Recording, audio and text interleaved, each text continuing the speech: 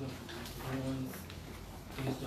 want to actually talk about the bodies, the NUJ, the IPAC, all these. As in, what are they doing regarding helping journalists to overcome the issue of media censorship? We'll take more questions when she's responded to this part. Thank you very much for the questions. The degree of error allowed in journalism. Yes, there is a degree of error allowed, and you can, when you do say something that is not true, you must, as a rule, go back to say, we said this part of what we said was not true, and this is now the truth about it. However, when what you have said has directly affected somebody or an organization, and there have incurred losses, it moves from that just moral ground of I did wrong and I apologize to a legal ground, which is that the people can choose to sue. And when it gets to the court of law, well, we can say yes, the law is an ass. Why give 12 years to somebody who posted this thing and somebody else has like fewer years? But you see, the degree of punishment might also be high because the degree of responsibility is very, very high. The media has a major responsibility, and it will take me to the point on the fact that yes, the media holds back. Sometimes it holds back in the name of peace, in the name of ensuring that you don't do harm.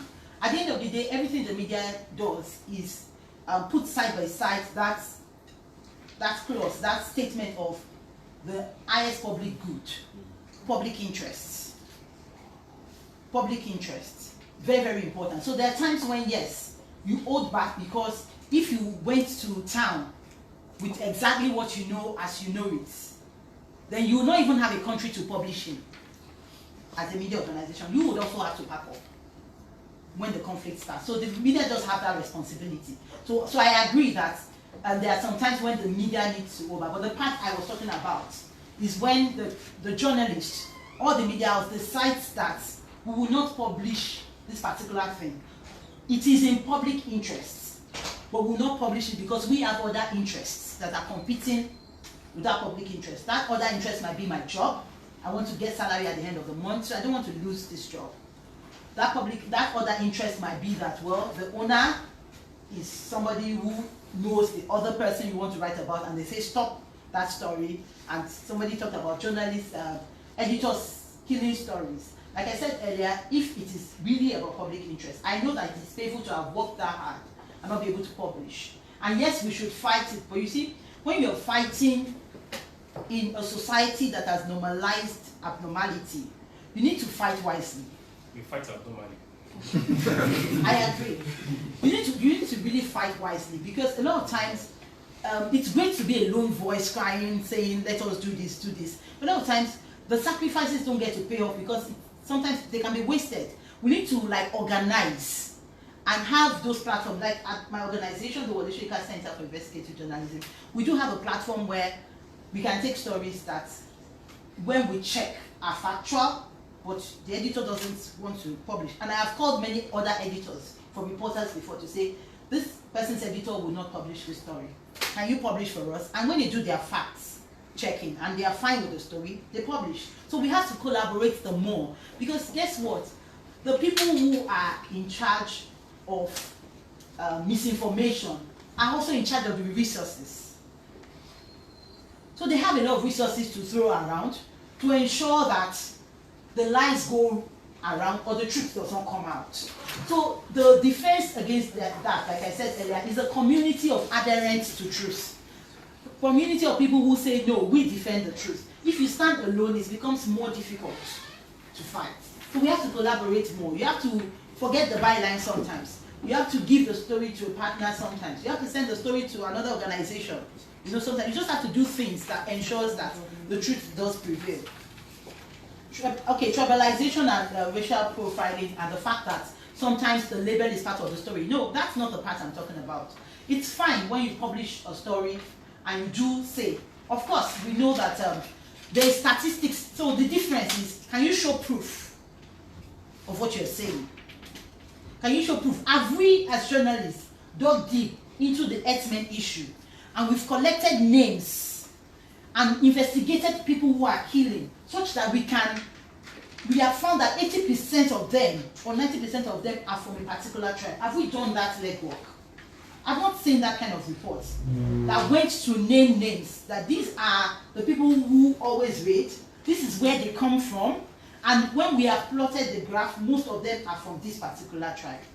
You know, we can't label a whole tribe X-Men, killer X-Men. We can't do that. But if it is checked and we have evidence to say that the person who killed this person is from this particular tribe, or is this particular, and that thing has direct correlation with the crime, that's another thing. Does it have direct correlation? Is it that a particular tribe had a meeting and said, okay, we are going to wipe out this? You know, because that exists. It does exist. So if it is the case, then please publish it. But you must have proof. If you do not have proof of the person who raided, you cannot say that, or maybe the police told you that this person who raided, we found out that all of them are for this particular tribe. Then please say that the police identified all of them as being from this particular tribe. But if you don't have proof, then it becomes something that you're just thinking of because of something that is prevalent, something that we've talked about so much, we believe it, that it must be true. An award, somebody who won an award from us actually did a story on X-Men, and one of the things they found is that even the Fulanis in those areas are scared of those people who come to raid because they don't know where they come from. They said they don't know. Some of them come from outside of the country. So I don't have a problem with you naming and shaming the person who has done wrong, but ensure you have proof. Ensure that you have checked that this is really the case. Protection of the media and security. You're correct. Unfortunately, we can't solve that inside this room. It's bigger than us. We did the research. We're doing another research on leadership of female reporters in the newsroom. But something that was a gain from that research that we didn't set out to get was the fact that security is really not taken care of for journalists. Journalists, it looks like media owners think that journalism should be a suicide mission. Like, just go cover the story, just bring back the story. And it's a big issue. People have to be safe. We talk about international reporters getting all the big stories. How about talking about the facilities they have to get the big stories? The person who covers war, the person has people around. They don't show them, but they have security aides all around them. There are people surround them, protecting them. They have the support of the army that is fighting. At least they are on the side of one of them, and they have protection. So that's why somebody from CNN can come and get a Boko Haram story, and the reporter in Nigeria might not get it because the person is not on a suicide mission. So we have to talk about it. But something I want to say in regard of that is that, you know, journalism in Nigeria is very interesting. It is the fact that, you know, we talk about every other person but ourselves. You know, you're not paid salaries. You've not paid salary for 5 months. And then you write about a governor who has not paid salary for 4 months. And you put your byline on it. I really don't feel that there's a moral conflict there. There's a moral conflict there. Yes, you know, the politician holds the office in trust. We should question him. But how about starting the questioning from where you are? We don't write about ourselves. We come to these kind of meetings and we just mention, you know, that they don't pay us salaries, but we don't fight. We don't fight. Because I don't understand how you go to a job for 6 months, you've not been paid. How are you getting to the work? How are you getting to work? How are you eating? How are you surviving? There must be somewhere where your source is. And then you still call the name of that media house and say, I work for. No, we have a lot of moral conflicts that we have to solve as the media. And until we get upfront about it, we're kidding ourselves. Until we get upfront about it. I've gone to meetings where the chairman of the meeting, you know, I just kept listening. I stopped listening because the chairman of the meeting has not paid salaries. And talk about ethics. He doesn't have a ground to talk about ethics. So I get in, I switch off, or I carry my bag and go home because it's going to be a wasted time. What is he going to say about it? So we do all of those shows, we just, you know, we don't name names, you know. Like I'm not naming names, Abby. We don't name names in the media, but we name the politician.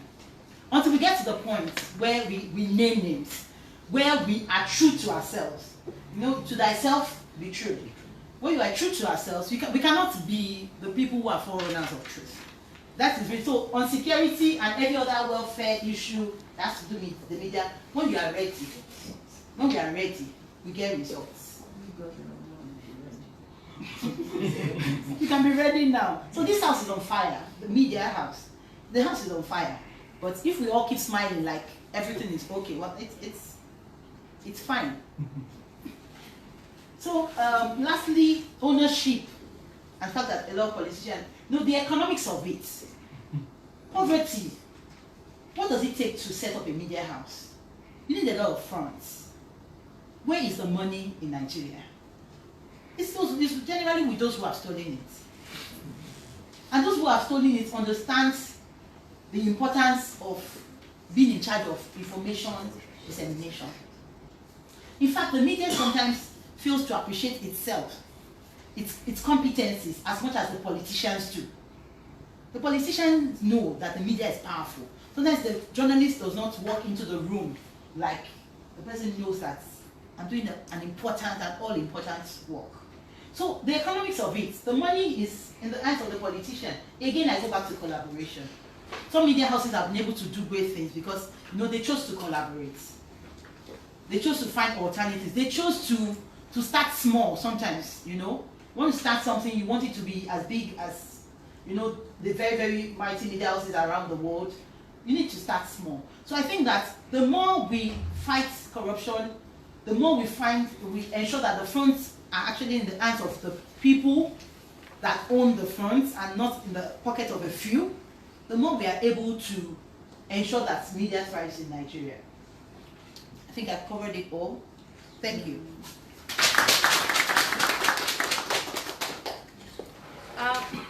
Now we'll be taking the final batch of questions before we move into the address by Mr. Sowore and the second speaker for today. So where are those hands that were raised earlier? My name is Ola Bosakse. You talked about press objectivity.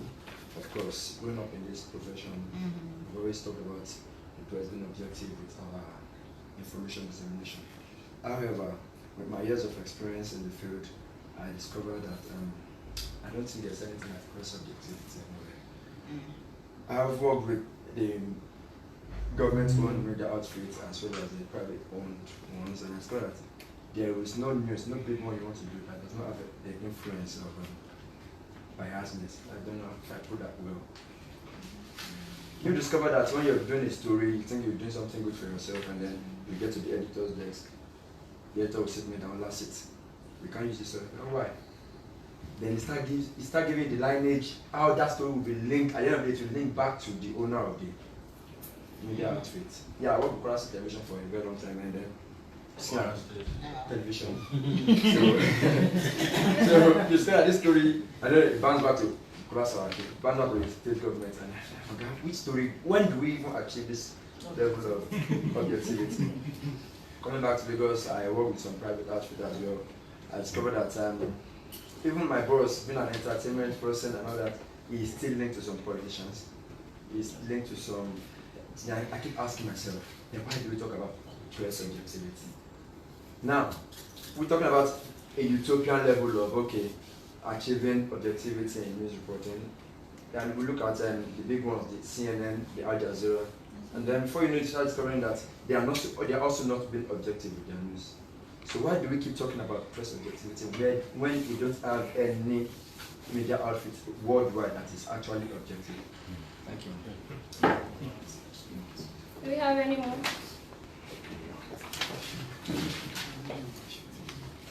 My name is Cynthia from Voice of Nigeria. I from the one you said last about payment, the way they owe some staff of the media houses. I really want to ask, are they really staff? Because I've seen some, they were like contract staff. Maybe they were told either to work out their money. And some too, I don't know, because for me to work about 6 months without being paid, and I'm still going to work and also relax, that means it may not be discussed. Either I just accepted it that actually stated out that I will be paid. There is no way I will keep on. Then you said until we are ready. I want to know what you mean by until we are ready. Is it maybe for them to organize? At times I don't really know the work of those maybe leading us, the NUJ executives, I don't know what they're doing to protect the journalists. Because paying something, courtesy demand that they should also give us back because they're taking something from us. So I really want to understand this part you said until we are ready. Is it that maybe to go and protest? Or as in, what do you actually want us to do? Because if we continue sitting thinking that until when we are ready, I don't think there will be any time we'll be ready, so far as the use of us are there. Thank you. I see if we can take one more, that would be it. I just want to emphasize on I mentioned of the fake news and just emphasize on it, and I have also noticed that she mentioned that sometimes the government mentioned that these news are fake, but they will not give the right information, especially news coming from the northeast, the Boko Haram and issues.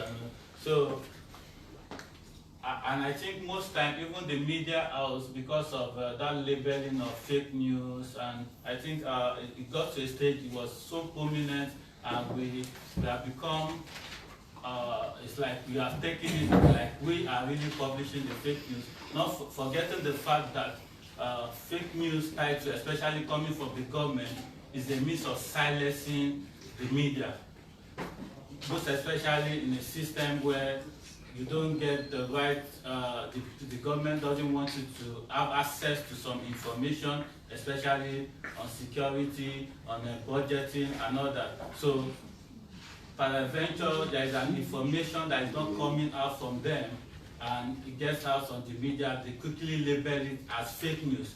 And the so sad part of it is that even the media people get to like reinforce that message that yes, it's fake news. Why we know that possibly there could be an iota of truth in that fake news. So I want the media to be careful the way we get the labeling of fake news, because the information is not because the government is saying it's fake news. Thank you. Okay, I'll try to give very quick responses. But before, I forgot to acknowledge Mr. Omoyele Sowore, which will see you up close. I've always seen you from afar. Okay, press objectivity. I agree with you that because we are dealing with human beings here, and we become fallible. That's our makeup. We become fallible. So mistakes, we make mistakes and all that. There was a time that Time magazine was going to close down their print publication. I think afterwards some private arrangement was made and they are still now publishing, but it's different. And then the editor, I've forgotten her name now, the editor then, I think it was about 2 years ago, she wrote a last editorial. And reading that editorial, I felt like she was talking about Nigeria. Because she was talking about the times, the past times in Time magazine where they had to, sit with the editor, sit with the president, sit with politicians, and make friends, and all that, and how they began to win themselves from all of those things, all of the challenges that we're talking about. She was talking about a lot of them. Now she's giving somebody land so that they can get position and all of that. They happened. The difference is that we seem to have accepted that this wrongdoing is our normal way of life, that this is how we want to be. They seem to have agreed that no, society must be increasingly better. We have to make efforts to improve society. What we have done is that we have accepted that society will be bad. You know, a lot of people who are supposed to change Nigeria with the words that they speak, they break traffic lights, they wind down their very air-conditioned cars and they throw things on the road. You know, angels don't keep the rules.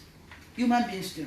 So for us to be objective, it goes back to, so we can be as objective as we can be, but we're human beings. We can't be perfect in our reporting, and that's the fact around the world, any media. But you can decide that truth is where you stand, so that you check well what you report. Payments, contract, staff, honestly, and we'll have to get NUJ people to answer them, because you pay your dues to them. It goes back to accountability. You pay your dues to them, but you question me. You need to question the people you pay your dues to. The same thing about the country. We pay our tax to them, but we question ourselves. You need to question the person who is getting the money. You need to question those people we have decided will be your leader. You need to call them to meetings and question them. What are you doing, Oga, about the fact that salaries are not being paid? What exactly are you in that role for? You need to question the right people. So I'll be unable to answer that one. News from government. News from government, you have to understand that government has interests. So news from government is supposed to be checked. If you get it from government, you're supposed to check it. You're not supposed to report it verbatim. Otherwise, you are their PR, reporting on their behalf.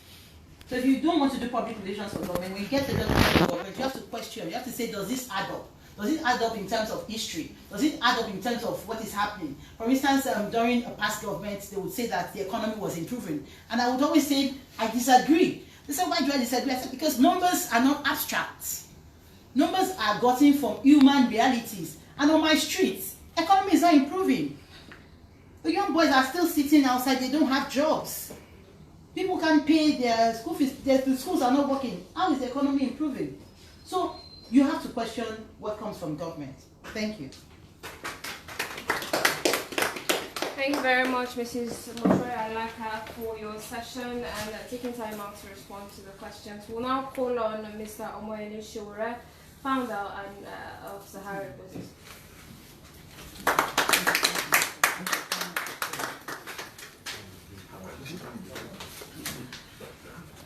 Thank you. Thank you everyone for coming to this World Press Freedom Day. And I personally never thought I would be in front of you delivering a keynote.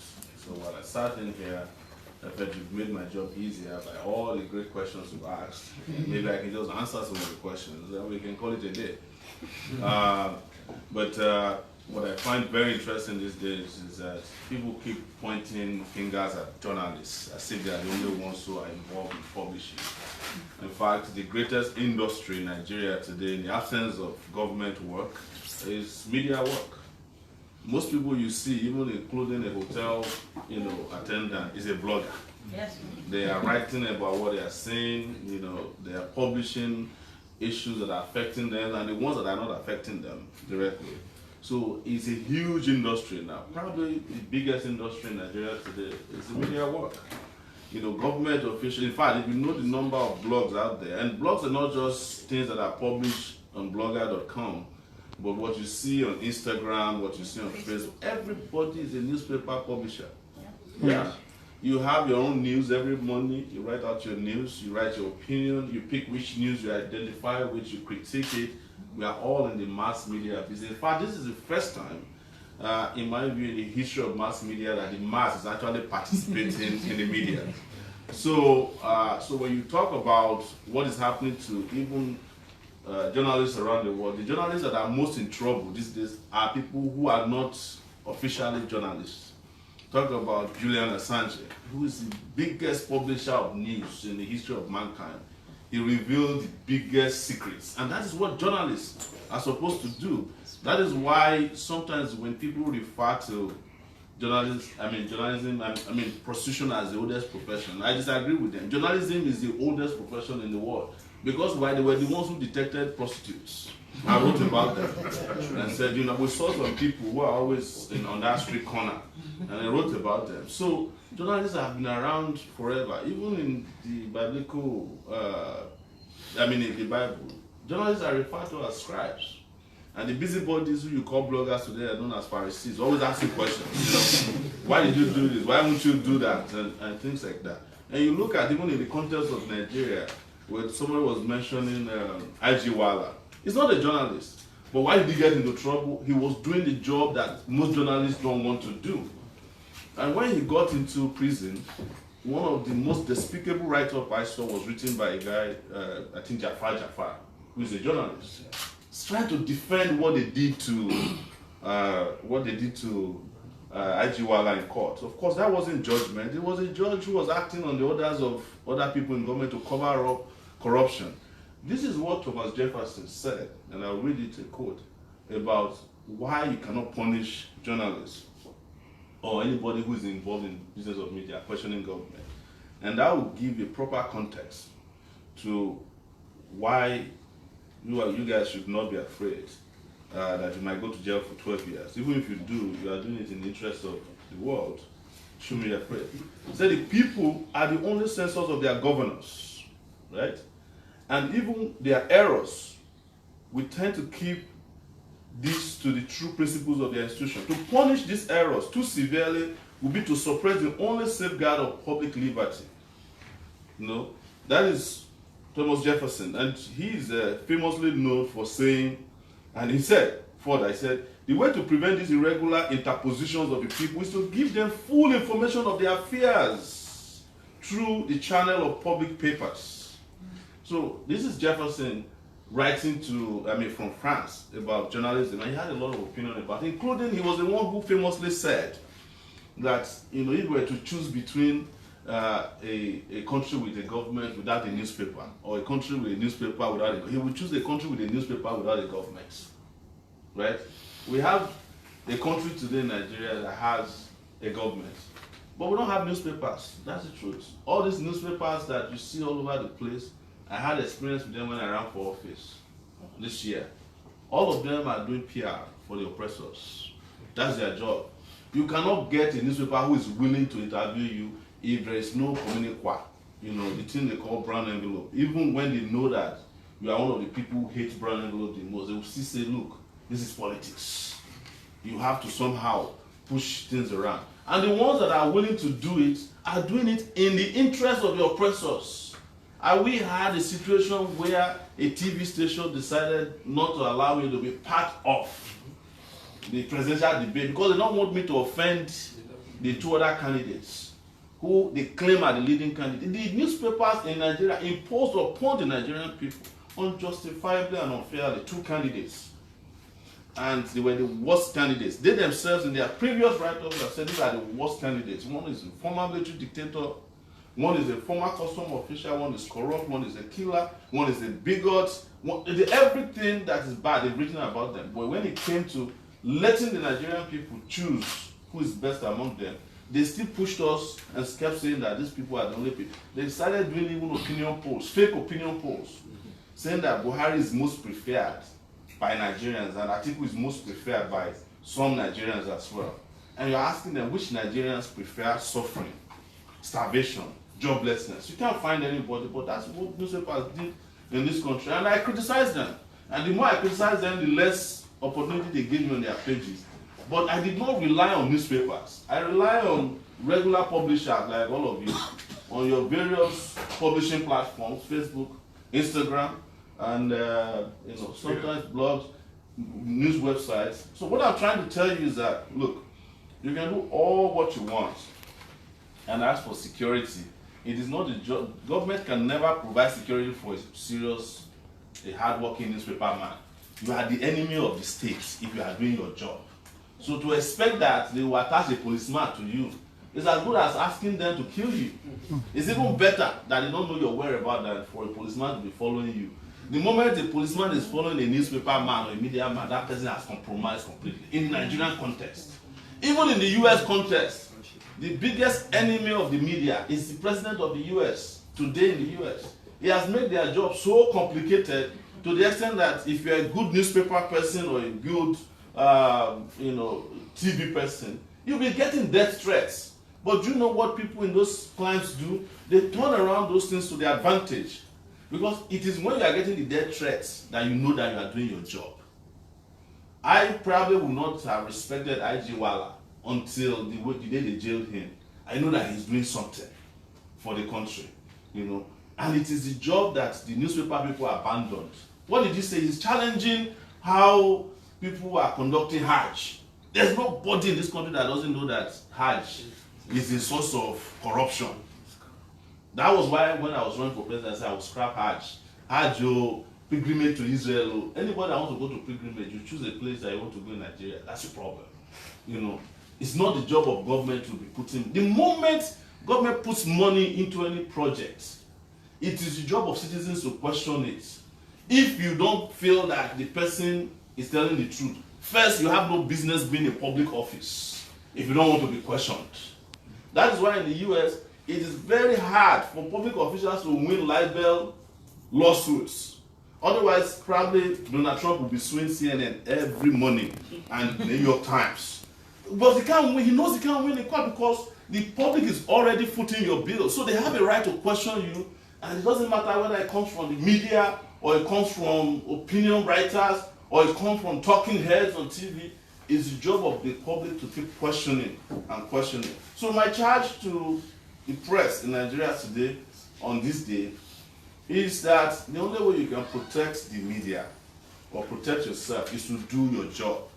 Because every kidnapper, a well-known one, is known to the police and also the media.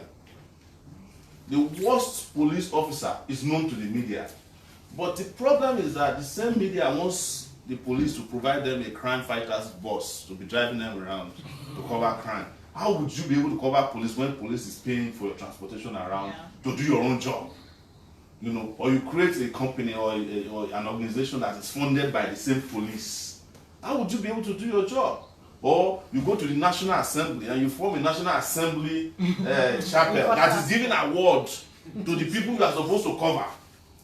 Or the NUJ that is preoccupied with giving award to governors. There were a group of NUJ officials years ago when I was still actively doing Sahara Reporters. They went to Akwa Ibom to collect money from the governor. The governor's people told kidnappers on their way, coming from Aba. They kidnapped them, took the money from them. Yes, I named them, those guys, right? That was Akpabio. He arranged for their kidnap because they have taken so much money from him. He was tired. As they were traveling by land, they were tracking them. Before they got to Aba, they kidnapped them, collected the money from them. They then drove them back and flew them to Lagos. When I reported the story, they were very happy with me. But since that time, they have not been doing that kind of pilgrimage, to government. I'm sure they still do it, but not at that very despicable levels. You are begging governors who are not paying salaries to give award, and you expect them to respect you. Somebody mentioned here that journalists who are not collecting salaries are writing about governors who are not paying salaries. It's when they write about the non-paying governors that they get paid. Because the governors will call them and pay them the salaries and say, please, don't write about this. Otherwise, how is it that in this country there's a governor that doesn't pay staff for that, including newspaper editors in the states? Because most of the states also own their own media companies. They don't pay them. Like our friend who's from Kwara here, who was talking about Kwara State. I cannot imagine any newspaper person surviving Kwara. Because I knew what I did in Kwara before those guys started all together. We fought and fought and fought. But guess what? Anytime you write about Saraki, the people that will attack you first are also newspaper people. Because why? Most newspaper editors in this town, anyone that is prominent, his aspiration in life is to become the special assistant to a chief governor as soon as. So if your career goal is to speak on behalf of the corrupt politicians, how can you set out from the beginning to question them? And you can count all of them. The best newspaper editors in this town, the best TV, talking heads in this town, they almost always end up as governor, special assistant to the governor. Look at Ruben Abati, Shegun Adeniyi, where's the man that is there now? That additional, the whaler. You know, all of them are aspiring to work for government. If you are aspiring to work for government, there's no way you can offend government. And the job of the newspaper man, I'm using it generically now for everybody in the media, is to offend powerful people. Some of you probably heard about a woman, I don't remember her name. She practiced journalism in the US for 84 years before she died. She died a few years ago. She was White House correspondent for one of the, and she's always asking hard questions. She never had the aspiration of becoming the spokesperson for the US. If she wanted, she would have done it for every president that ever. But that's her career goal. So it's also important that newspaper people, or men and women, have career goals. That is, where is it that you want to end up? You want to end up as a special assistant to on media to a governor. If that's the case, you should go and do, you should do your course of study from the university should be tailoring towards becoming a special assistant to a governor. If you want to become a newspaper person that's successful, that will help the media achieve the kind of free space and the free speech and guarantee that society gets the right information, then you have no business thinking about becoming the special assistant to the government. So what it then means is that even from inception, when they're attacking some of these politicians, they are doing so as a way of blackmailing them to start considering them for future roles in their government. And that's what is killing the newspaper industry. The last thing I will say about remuneration is that it's also true, and this might sound sad to you, that when some people are hired, they are told outrightly that the business card is their salary. Yes, I know that so many newspaper people have said that to me, that their Oga told them, we don't pay salary here, but we'll give you a business card, that is your meal ticket. And if you agree, from the beginning, to participate in that kind of unholy employment, you already knew that you are doing it to go and blackmail public officials or private officials. So when they don't pay you salary, nobody should cry out, because if somebody gives you an employment letter and calls you behind and says to you, look, this place, we know they pay salary, and you know the major corporates now, in the newspaper industry here, you know it. Or if ab initio, you are employed to work in a newspaper, and they say that you don't touch certain categories of politicians, like they have in the Lagos one here.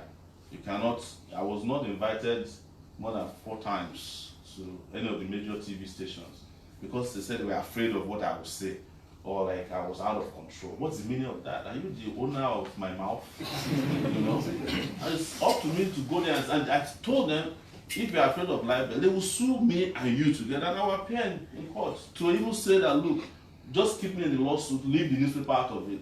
Let me go and open book for you. But they've already gotten themselves entangled. That is the truth. If you've gotten yourself entangled in all kinds of alliances, relationships, and situationships with the political class in which you cannot remove yourself, and if that is the case, you are not only destroying the profession, you are hampering the freedom of press. Because freedom of press is not only the absence of policemen, surrounding your building at all times. It's also, in some ways, what you do to the media by way of your own personal conduct. I'm talking about journalists now. The decision not to publish or to publish vindictively against people who are against the person who is sponsoring you or who owns your platform. One final thing I would say, Femi is not here, I was saying maybe we should ban politicians from owning the media. Waste of time. You shouldn't ban anybody from owning the media. I actually think we've reached the golden age of media in which there's nobody who has absolute control over information. If it was before, people used to bug me when I started Sahara Reporters 12 years ago. You are not a journalist, Even the NUJ once wrote to me that I'm operating illegally. I ignored all of them.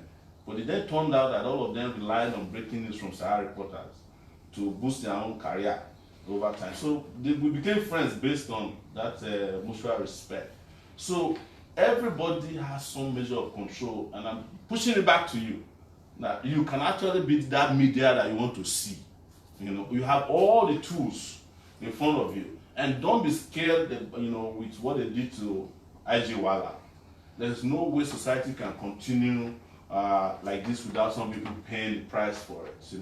When they're doing it to IG Wala, they're not doing it to him to scare IG Wala. They are doing it to all of you who they know are not within the confines of the control of the state.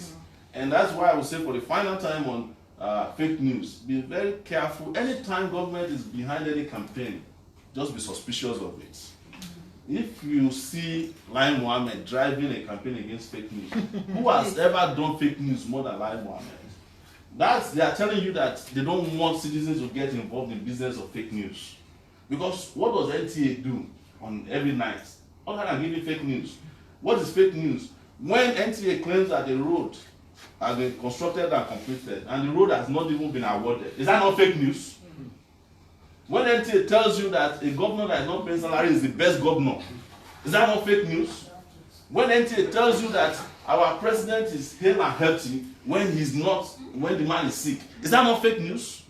So what is it that government, public media does all the time? That's their job. So when they now see that other people are getting involved in it, they start feeling threatened. That look, they used to have the authority and the access and the ability to spread fake news.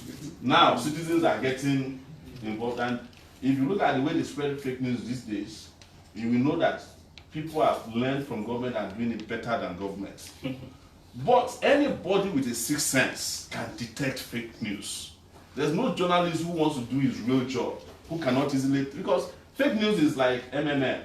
If it's too good to be true, just take a step back. If somebody comes to you, it's just like MMA, somebody say it will make you rich. If you bring in your own money, you know that eventually you are going to lose money. That's the way fake news is. If you see some of this packaging of fake news, it looks too good. Too good for you. Just step back as a journalist, look at it, check with other sources.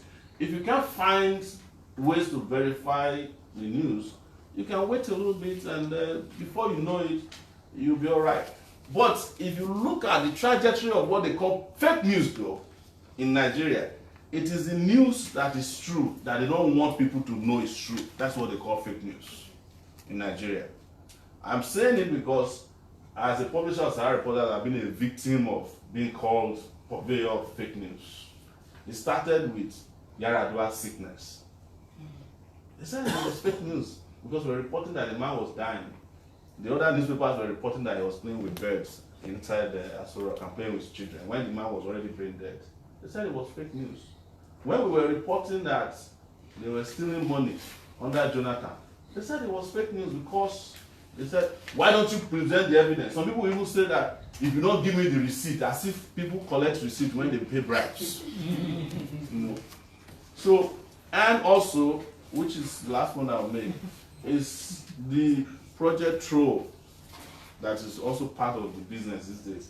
When people actually are sponsored, especially on social media, Twitter in particular and Facebook, to go and attack the credibility of the media to the point that some of you are forced to self-censor based on the avalanche of attack you get when you report something that government don't like.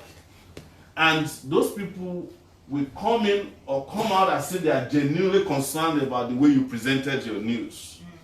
And the precursor to those conversations. Oh, I used to respect you before, but after this story that you broke, I will never respect you again.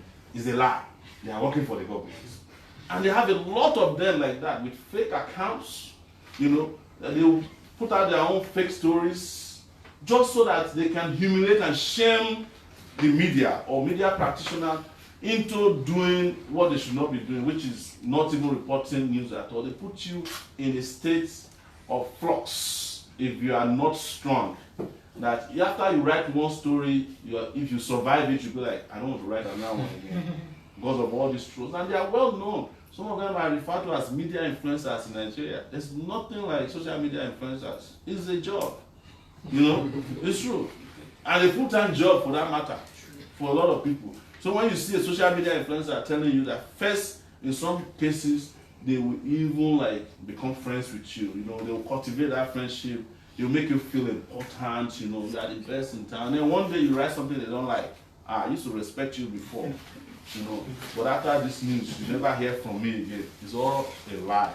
So just understand all these nuances in which government has, you know, and public officials or politically exposed persons or even private powerful individuals have figured out how to censor the media in a way that doesn't have to do with policemen coming right in front of your door to shut down your system. But whenever it doesn't work, they will physically come. You know, as Idi Amin used to say in Uganda, and it's applicable to Nigeria, that there's freedom of speech, but he cannot guarantee freedom after speech. It is that freedom after speech that we have to deal with in this World Press Freedom Day, and that's how I will end my submission here. Thank you so much. Mr. Sowore, you know, we can't recover from that. He's always brilliant. And if we had left this mic with him, trust me, he would have gone on and on and on and on. So thank you very much. His generosity, the generosity of his foundation, the Sahara Reporters Media Foundation, in collaboration with the British Council and the European Union, is making today's event possible. So once again, a round of applause for him. Alright, so for the next 15 minutes, we'll go to our next speaker, who will be also speaking to us about the significance of today and what we must do as journalists to ensure that we continue on the right path. So I'll just give a very concise introduction for time. The person who is coming up to speak is a veteran journalist and a media career development specialist. He is the executive director of the Media Center in Nigeria. He was formerly the managing editor online and special publication for the Nation newspapers. With over 30 years meritorious experience in the profession, which has earned him commendations for outstanding performances. He is the former Sunday editor of the Nation newspaper, and he has worked for various media organizations such as Punch newspaper, where he was group news editor. He was also city editor and group political editor of that same newspaper. He's passionate about the media, and he's a trainer and counselor who has organized and facilitated various impactful media training programs for all categories of journalists in Nigeria and in Africa, which has enhanced the career of participants. Through Media Career Development Network, which he founded, he has provided regular media career mentoring, coaching, networking opportunities for journalists in order to maximize potential of the profession. Some of those he has trained has risen to become from reporters to editors. He holds a bachelor's and a master's degree in mass communication from the University of Lagos and a certificate in advanced digital writing from the School of Communication, Pan Atlantic University here in Lagos. Ladies and gentlemen, join me in welcoming Mr. Lekon Otu for the Good afternoon. Once again, I want to start by thanking the organizers for the privilege to do this. It's nice to see all of you, so I acknowledge everyone. It's nice to see Sowore after the Bring Back campaign. And it's Mr. Agbeso's which is just okay. I wanted to acknowledge him because I like the work he does in Ajegunle. I grew up in Ajegunle, and I always like people who do things like that. I'm going to take like 10 minutes because one of the dangers of speaking after eminent people are spoken that they probably accept everything you want to say, and that's true. And but my specific break is to talk about the dangers of disinformation for journalists. And one quick thing I did was to just look at. I found very interesting the distinction between disinformation and misinformation.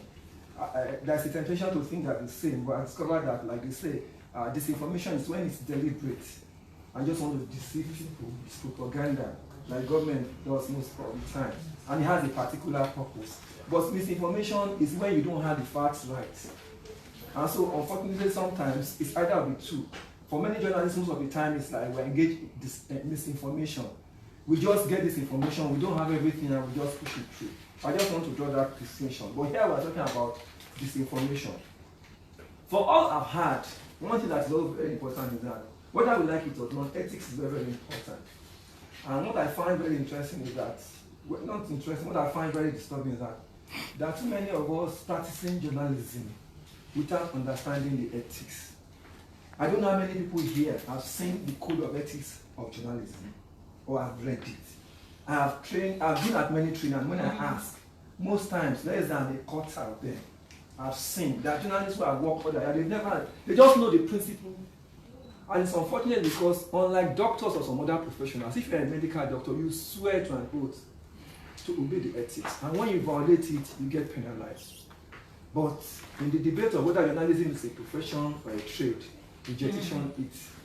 But it's very important because without guiding ethics, which I'm going to emphasize, we can't make too much progress. We need rules.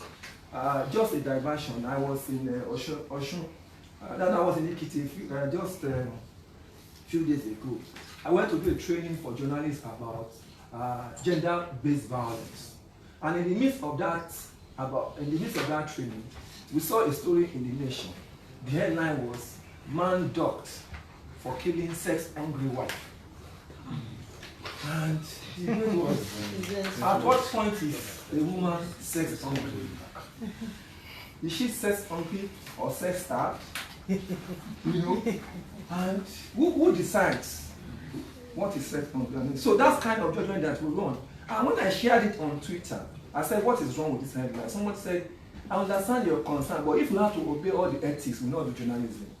I think there's a problem that where there's no rule, I mean, it's so easy for people to do. So I'm going to emphasize something. Like I said, not many people have actually read those codes, and that will be my focus here.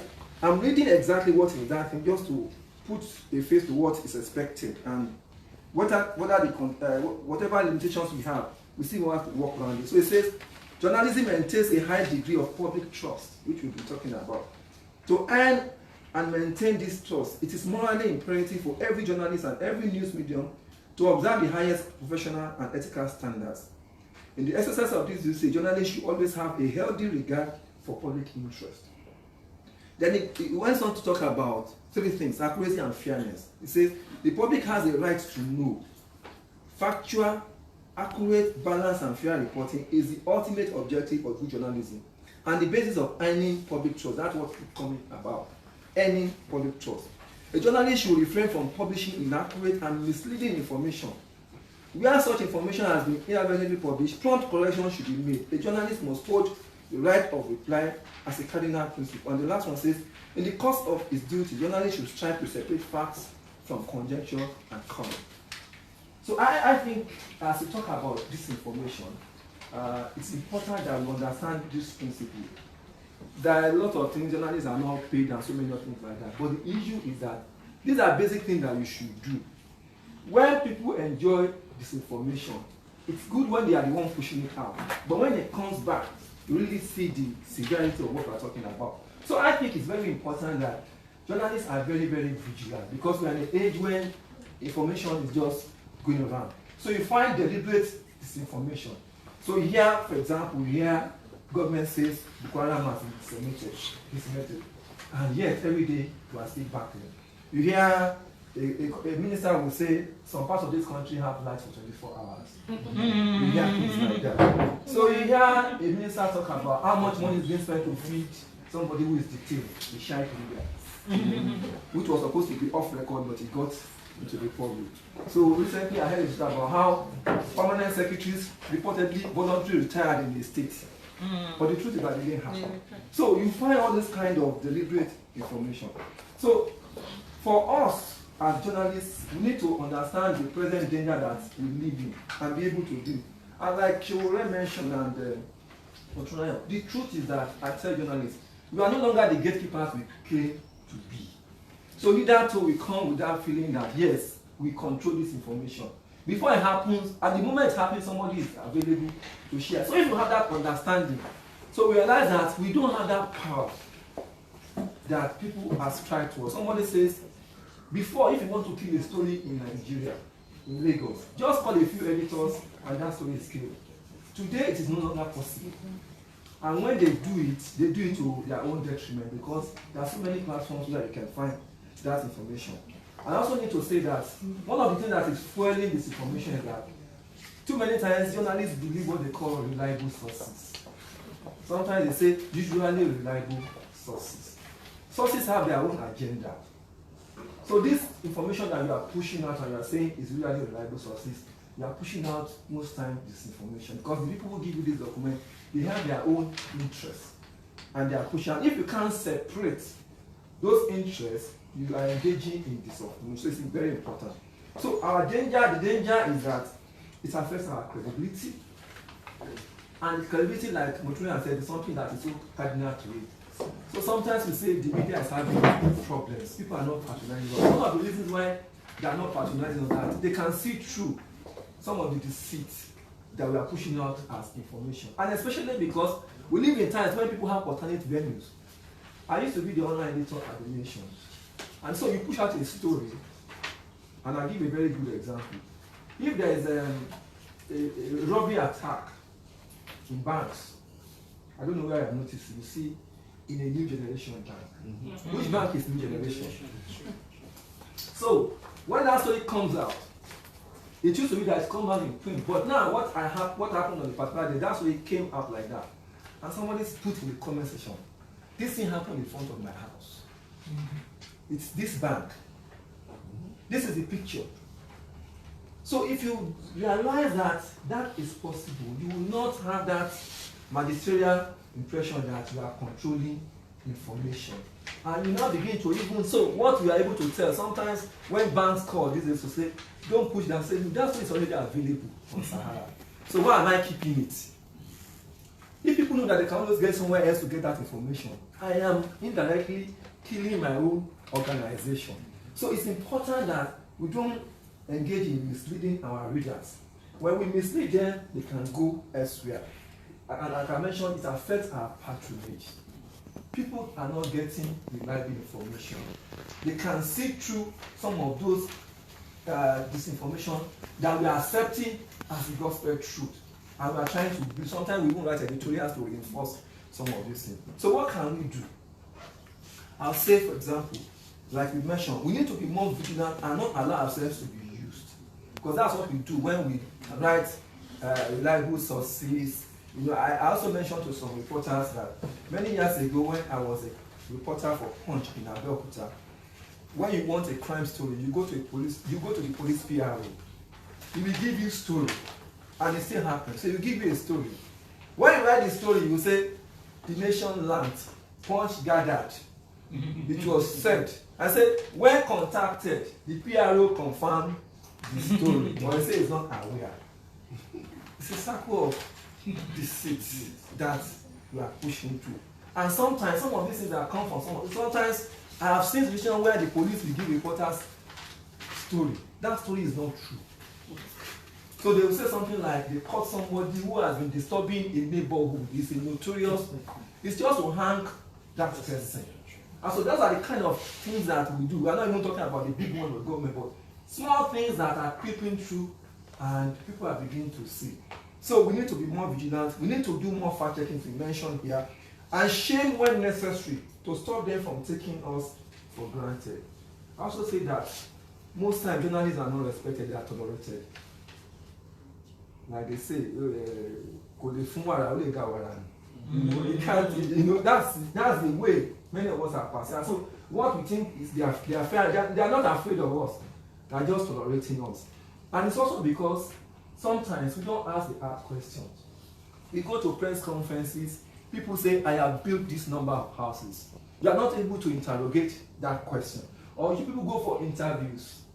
They are not prepared well enough to be able to say, look, last year you said this is what you said. Or you address a press conference, you read out statistics. Somebody is not able to do that fact checking the way it should be done. And shame. So that when it happens, the next time it's coming, he knows that it's going to deal with people who are going to ask tough questions. So I think we need to do more of that. We need to provide context. I had the issue about ethnic profiling and things like that. So it's important that we provide context so that our people can. Again, one of the challenges for Montreal is not comfortable with your traditional, but even the way they practice journalism, things are beginning to show. So one of the things that we find is that People say, news is, don't tell me what happened, tell me why. People want to know why, because I heard that story hours ago. So I don't want to wake up in the morning and see that same story exactly the same way. And when so many things have changed, when people have also contradicted some of the things that have been claimed, so it's important that we have. Then, they say there are two sides. There are many sides to a story, not two sides to a story. There are so many sides to a story, and we must try hard. What the ethics is that we must strive. And I think that is very, very important. Sometimes we don't try hard enough. So sometimes some reporters have the stories in their head before they start writing. Or they are doing investigation, it's already in their head. They have a particular point they want to point. Even when their investigation is not going that way, they turn it that way. It's also part of that. So at the end of the day, you do an investigation for 3 weeks. Then you call that person. The person is not available. Say all efforts to get that person improved. Who is fooling who? So those are the kind of things that unconsciously, these are professional matters that has nothing to do with whether you are paid or not. Because what I mean is that even when in the best of places, I have seen journalists who work in places where they are very well paid and they still misbehave. So it's also a matter of personal dignity that we need to begin to emphasize. And lastly, like I've said, we should avoid publishing claims that cannot be substantiated. So it's not enough for ministers or people to come out and say, this person is this. These days when you read even the press statement of PDP and APC, you wonder, like the INEC, the last election, when I heard Omoyele saying things, you begin to wonder, what is that? Is it the same INEC or whatever? So many things that people just say just to push out information. And because there are so many platforms available to. So finally, what I want to say is that this information is very, very, it's a present danger that we must understand. We must know how to see through it. And when we do that, we'll know how to be able to defend democracy. Thank you very much. Thank you very much, Mr. Leko. Now for time, we'll go ahead and take 5 questions. If we have up to 5 people willing to ask questions or contributions to what Mr. Leko has said. So please indicate by a show of hands if you have questions, comments, contributions. Okay, in the absence of any questions, we'll move straight to our panel session. Okay, we do have a question. So. Good afternoon. The question is, you said journalists they are supposed to. Sorry. Yeah, to me, journalists are newsbreakers and not newsmakers. You said they are supposed to tell us why events happen. I think it's supposed to address that. Well, what I wanted to say is like Mutuai said, hitherto, some of you here, they are very young. The information you have now is so much that, but when you are going on, you wait till 9 p.m. to hear the latest thing that happened to this country. So there was a time until a paper publishes a story you don't get to know. But now, so something happened at 10 a.m. Everybody has read it. So the next day, when you publish that same story, exactly the same thing, people are not interested. So people are saying, why did it happen? I'll give one example and action. So, which is also about how we practice journalism now. So there was a particular day, the story was in the news agents of Nigeria Bulletin about Uratai addressing soldiers and saying things, so many things. The story came out in the bulletin, but the main story was down the story. The journalist said, he was saying they should be more careful and things like that. But he said that is how they found some Boko Haram members in the Ikorodu in Lagos. That was in like paragraph 30. As a news person, as somebody who understands news, that was the story. So I brought out that story, I put it on the website, 10 a.m. Saturday morning. Sunday morning, that same story was published in the papers, general paper. The question is, how far is Ikorodu from here? Between that time that story was published and now, somebody needed to have gone to Ikorodu and find out what is happening in that community. What happened? What was your reaction? So that story provides some other context. If we don't do that, if we regurgitate the same thing that people have read online, we are just killing this business. So that's what I'm saying. We need to go beyond, do more than he said, he added. He also said, what you say so many times. Thank you. Okay. Sorry, my question has to do with the ethics of the profession. Okay. You mentioned when you opening your stage. I want us to be practical here. One of the ethics is the issue of the brand syndrome. How do we stop that menace? Because it's, truth be told, I don't think it can be stopped, but it can be reduced. So how can we try and see if we can stop it, if it's possible? Thank you very much. Well, again, I keep saying that ethics exists. Every profession has its own ethics. And it's something that is necessary to guide. If not, people will just leave. But what I'm saying, how do we stop it? In the first place, we must believe in it. The problem is that too many people, there are people who don't have the capacity to start a media house that are running media house. Too many. And sometimes, like we mentioned here, we hold many other people accountable. We do. The level of injustice that happens in media house is unimaginable. That's the truth. So, what we can do is that number one, we also begin to ask for a right. So, why do you take up a job when you have been told that you're not going to be paid? How do we ensure that we have laws in this country that can protect the average worker? I know of the story of a newspaper in this country, that went to South Africa to start a newspaper. What he was doing here, he couldn't do in South Africa. He closed down. It happened because the law there protects even the worker. But here, so many people, there are media houses in this country, for example, I'm talking about NUG and whatever. The law says that every worker should be unionized, but there are newspaper houses that are not allowed to even join unions. And yet they are fine with it. So what we are saying is that we must also find a way to capitalize media organization, to have the resources to be able to do it. But if they are not doing what they are supposed to do, people should also say, no, I don't want to be part of this. One last one, and then we'll head straight to the panel. Well, this you didn't mention, but I want to talk about it. In this economy that seems media money, media earnings is stringent, how do media stay independent? How do they, without being up to relying on PR, because this also affects what stories they get out, because the major challenge is that why a lot of media or why a lot of journalists don't want to offend this person is because they pay the bills one way or the other, directly or indirectly. How can the media be independent financially so that they can be independent in their storytelling? Well, this is a very tough question. This morning I had on radio and there was this discussion. And the point to say that one thing we can't deny that media is business. It is business, it's social service, but it's also business. So I also think that one of the things that even media journalists must also begin to understand the business imperative. So you work in media house, you need to understand how it is run. So that you don't go and start your own and you fail. All you know is to write the story. You don't know how much the ink costs. You don't know what grammage of paper.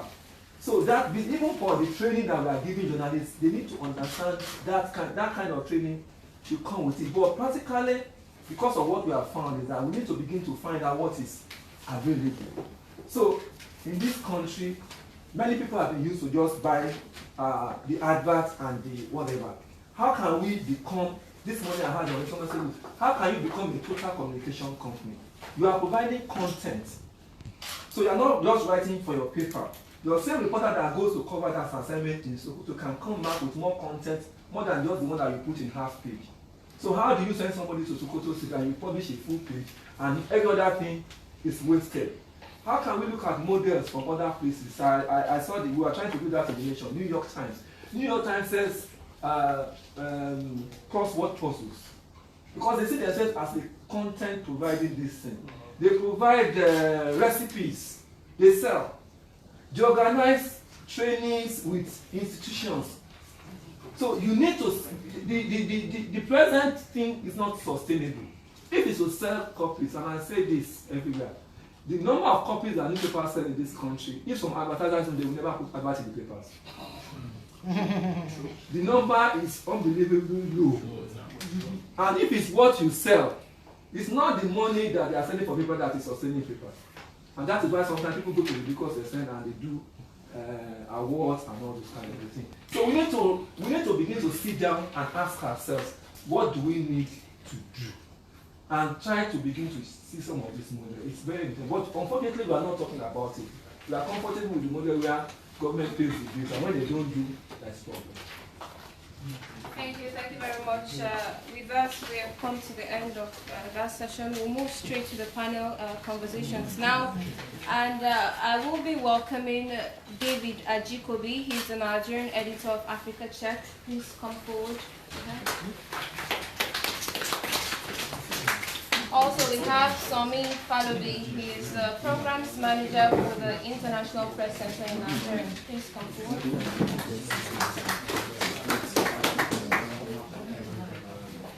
We have Juliana Francis. Juliana Francis is a seasoned reporter with vast experience on crime bits. Please join us on the panel. We have Abiose Adams, the programs manager at the Cable News Foundation. Please also join us. I will also have joining us this morning, probably afternoon by now already, Omoyele Sowore, founder of Sahara Reporters, and we'll have Mrs. Mosorayo also joining us in conversation.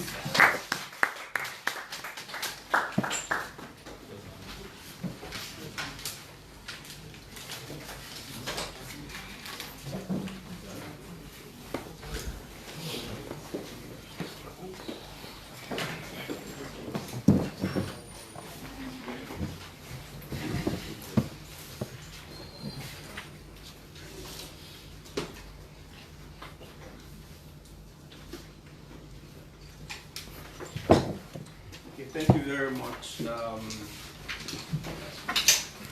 Thank you for your patience. And this is going to be a family meeting because our partners, British Council, they indeed want to help us find some solutions to this problem of press freedom. So this discussion is going to be looking critically at the problem of press freedom. We will discuss whether it's a mirage or a reality. And from our own experiences, we'll try to look at what we think are solutions that we can propose, so that together, all of us in this meeting, we can start exploring different solutions in the following months. That's what we want to achieve with this. So the audience as well, we would like you to make a lot of contribution in the course of the discussion as it goes on. So I'll start with you, Ma. I want you to just give us in 1 or 2 minutes what your thoughts are on press freedom, whether it's a reality or it's just a mirage. Because all over the world, we have the same challenge, and it seems to be slipping away, even in the last 5 years with fake news. It seems that the media has just become the center of attack, and more people are targeting the media. So thank you. To me, I think it's a mirage, judging from our society. First, you are given unemployment. Yes, you are a journalist, and you're supposed to be like a mouthpiece for the people. But somebody pays your salary. Like somebody mentioned, so many of the media houses are owned by politicians. politician is not there, but he dictates it too. He knows what goes into the papers. So you just don't go to rest without him at least sanction some of, or venturing some of the stories. So where does the freedom start? When you bring a story, your editor has to go through it. Before we started this program, I was already discussing with Mr. Laka. Several of my stories have been killed. So, when we talk about freedom, I just wonder, because this is Nigeria, and we have to be realistic. We have to understand what is happening. Because we see it every day, and we have to accept it. Your editors must be charged for murder. So, I mean...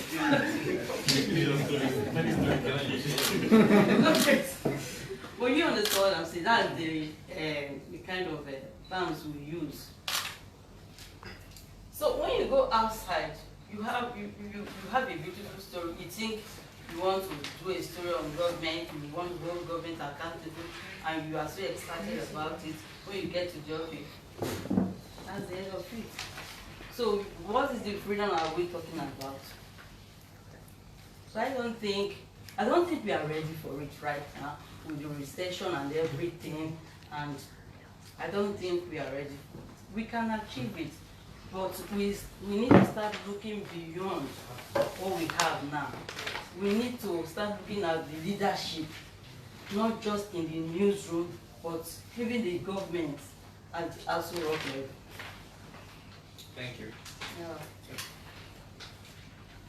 Okay, President Iraj or Irali.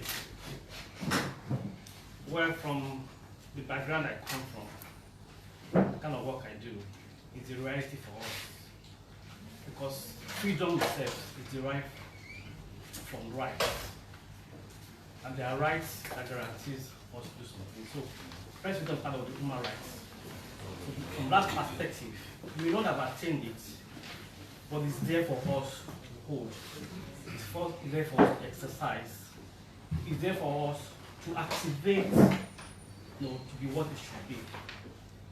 Freedom, information is communication, information is life. Information is society. Information is living. As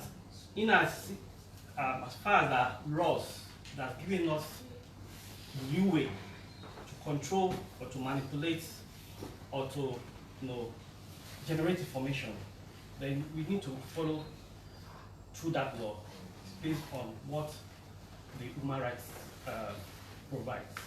Constitutionally, for Nigeria, the Constitution recognizes the press. The Constitution recognizes the media. That is the constitutional right. It's something that the law, our governance system allows. And so we must make it work. There may be challenges. It may not have been as perfect as it should be, but it's a right. I have the right to communicate. I have the right to express my view. I have the right to share information. It's a right. It has been given to me. I must exercise that right. Because the sovereignty of Nigeria and of all the nations recognizes that there should be communication and information. So what do we need to do? We need to look into the context of that right and see what are the missing gaps. So that for me is a reality. It may not have actualized, may not have been what we want it to be, but there's a figment of that reality. There's a shadow of that reality. There's a cloud of that reality. And that is what we need. Is the freedom growing from your own reality? Freedom needs to be activated. Freedom is not the hair we all have. I cannot decide except what takes my life. I cannot decide not to breathe. I need to breathe. But freedom is what you have for society. So you need to activate it.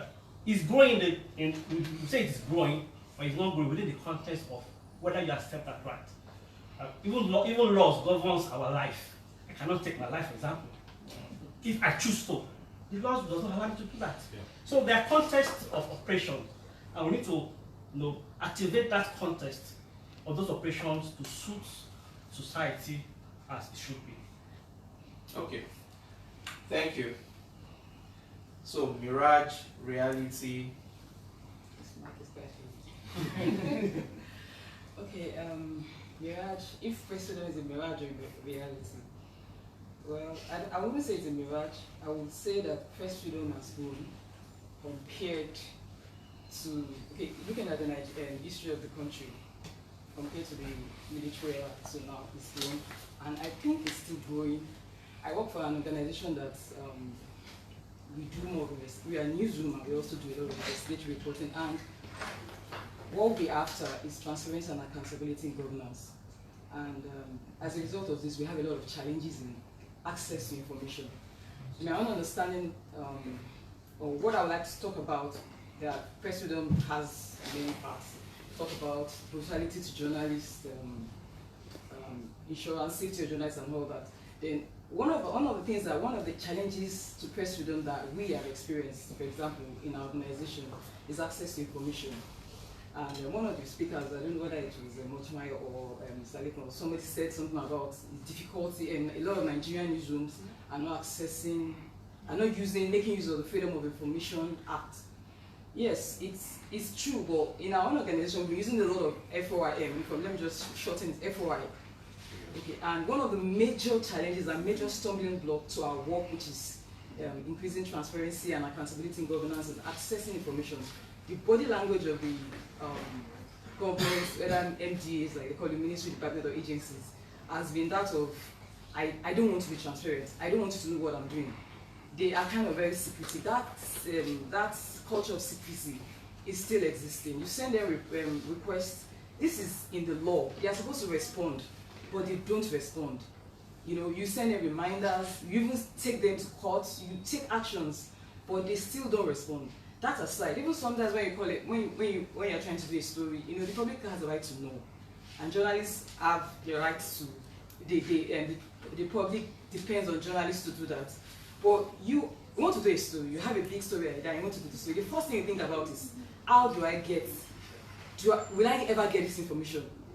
Because that's like, how will you get this information? Because you call them, they don't respond. You send text messages, they don't respond.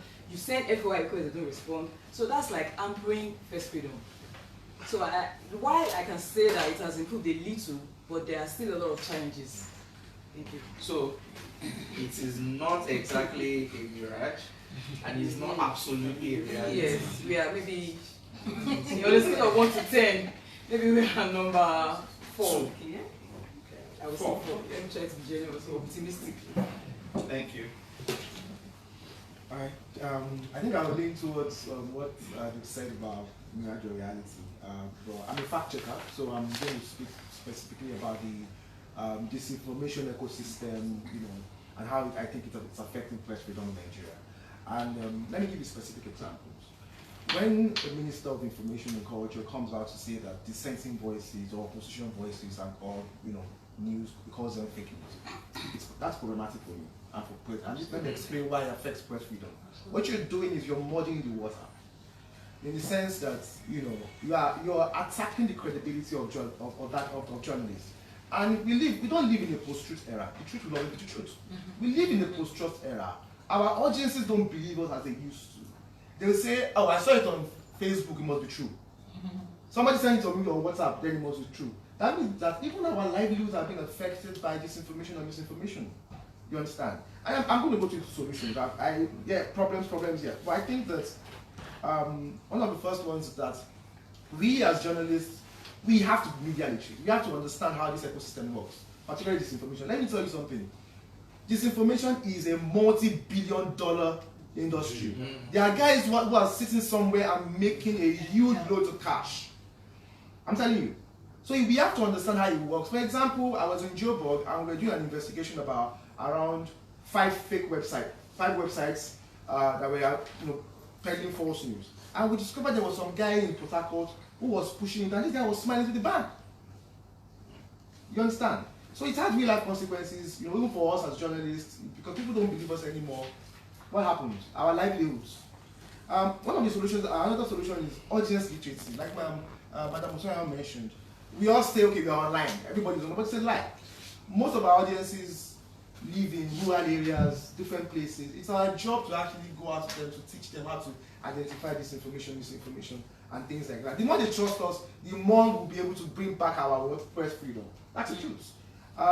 You mentioned the FOI Act. I think the FOI Act is not a law for just journalists alone.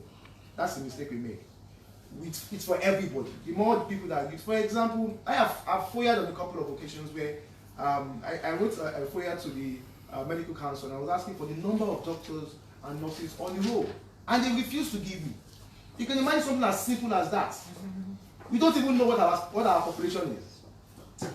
Then government, open data. I think it is deliberate when governments doesn't want, when they don't give you data for things, because they want to control the narrative. And when you don't have data, when there's opacity, what happens? Fake news, disinformation will thrive. So if we have more open data, then we need to switch to social media platforms. That's another conversation we need to have, down the line. Okay, thank you. So it looks like it's a mirage. For me, I'll be in between. I'll say that even the ones we have, let's say even if it's a reality right now, I think that this information is eating away at whatever press freedom we have. Yeah, so it's getting worse actually. Because if you lose your credibility, then as a newsroom you have nothing. Exactly. Basically. And there's no time in history where the attack on the credibility of newsroom has been this high. Now, yeah. So Is it going? yes. Okay, I was hoping it goes back. Well, reality of mirage, I think it's a tricky question. I'll choose reality more because of the work that I do. I'll choose reality more. I believe that it's like the battle. We watch cartoons and there's a bad person, there's a good person. It's like a battle between good and bad, and the bad wants you to think that it's totally a mirage, so that you think that it doesn't exist and you forget about it.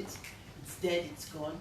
The good is that it's a reality, and the more we promote reality, the more it becomes a reality. I talked earlier about societies where they decided that truth has to be the norm here. There are bad things that are happening in those societies, but they've decided as a society that truth is what is most important. And so they keep pushing those frontiers until truth really becomes the reality. But in our society, we have decided somehow that abnormality has to be normal. And the more we do it, the more it is that you cannot get your international passport without paying like ×3 the price. And everybody just says, oh, who is your guy there? So give me a name of somebody to call. Nobody even asks what the process is. The fact is that if more of us decide that we are going to go and we're going to go through the normal process, then we've pushed the frontiers to a situation where there are fewer people who want to go through the back door, and that business begins to die. If all of us decide that the public school system will work, it will work. Why? The people who are there now, people who think that government, they don't understand that government owes them to provide that facility. They think that government is doing them a favor. Those of us who know better, we are also taking our children off the system and we have put them in private institutions. So the thing continues to die because nobody questions the status quo.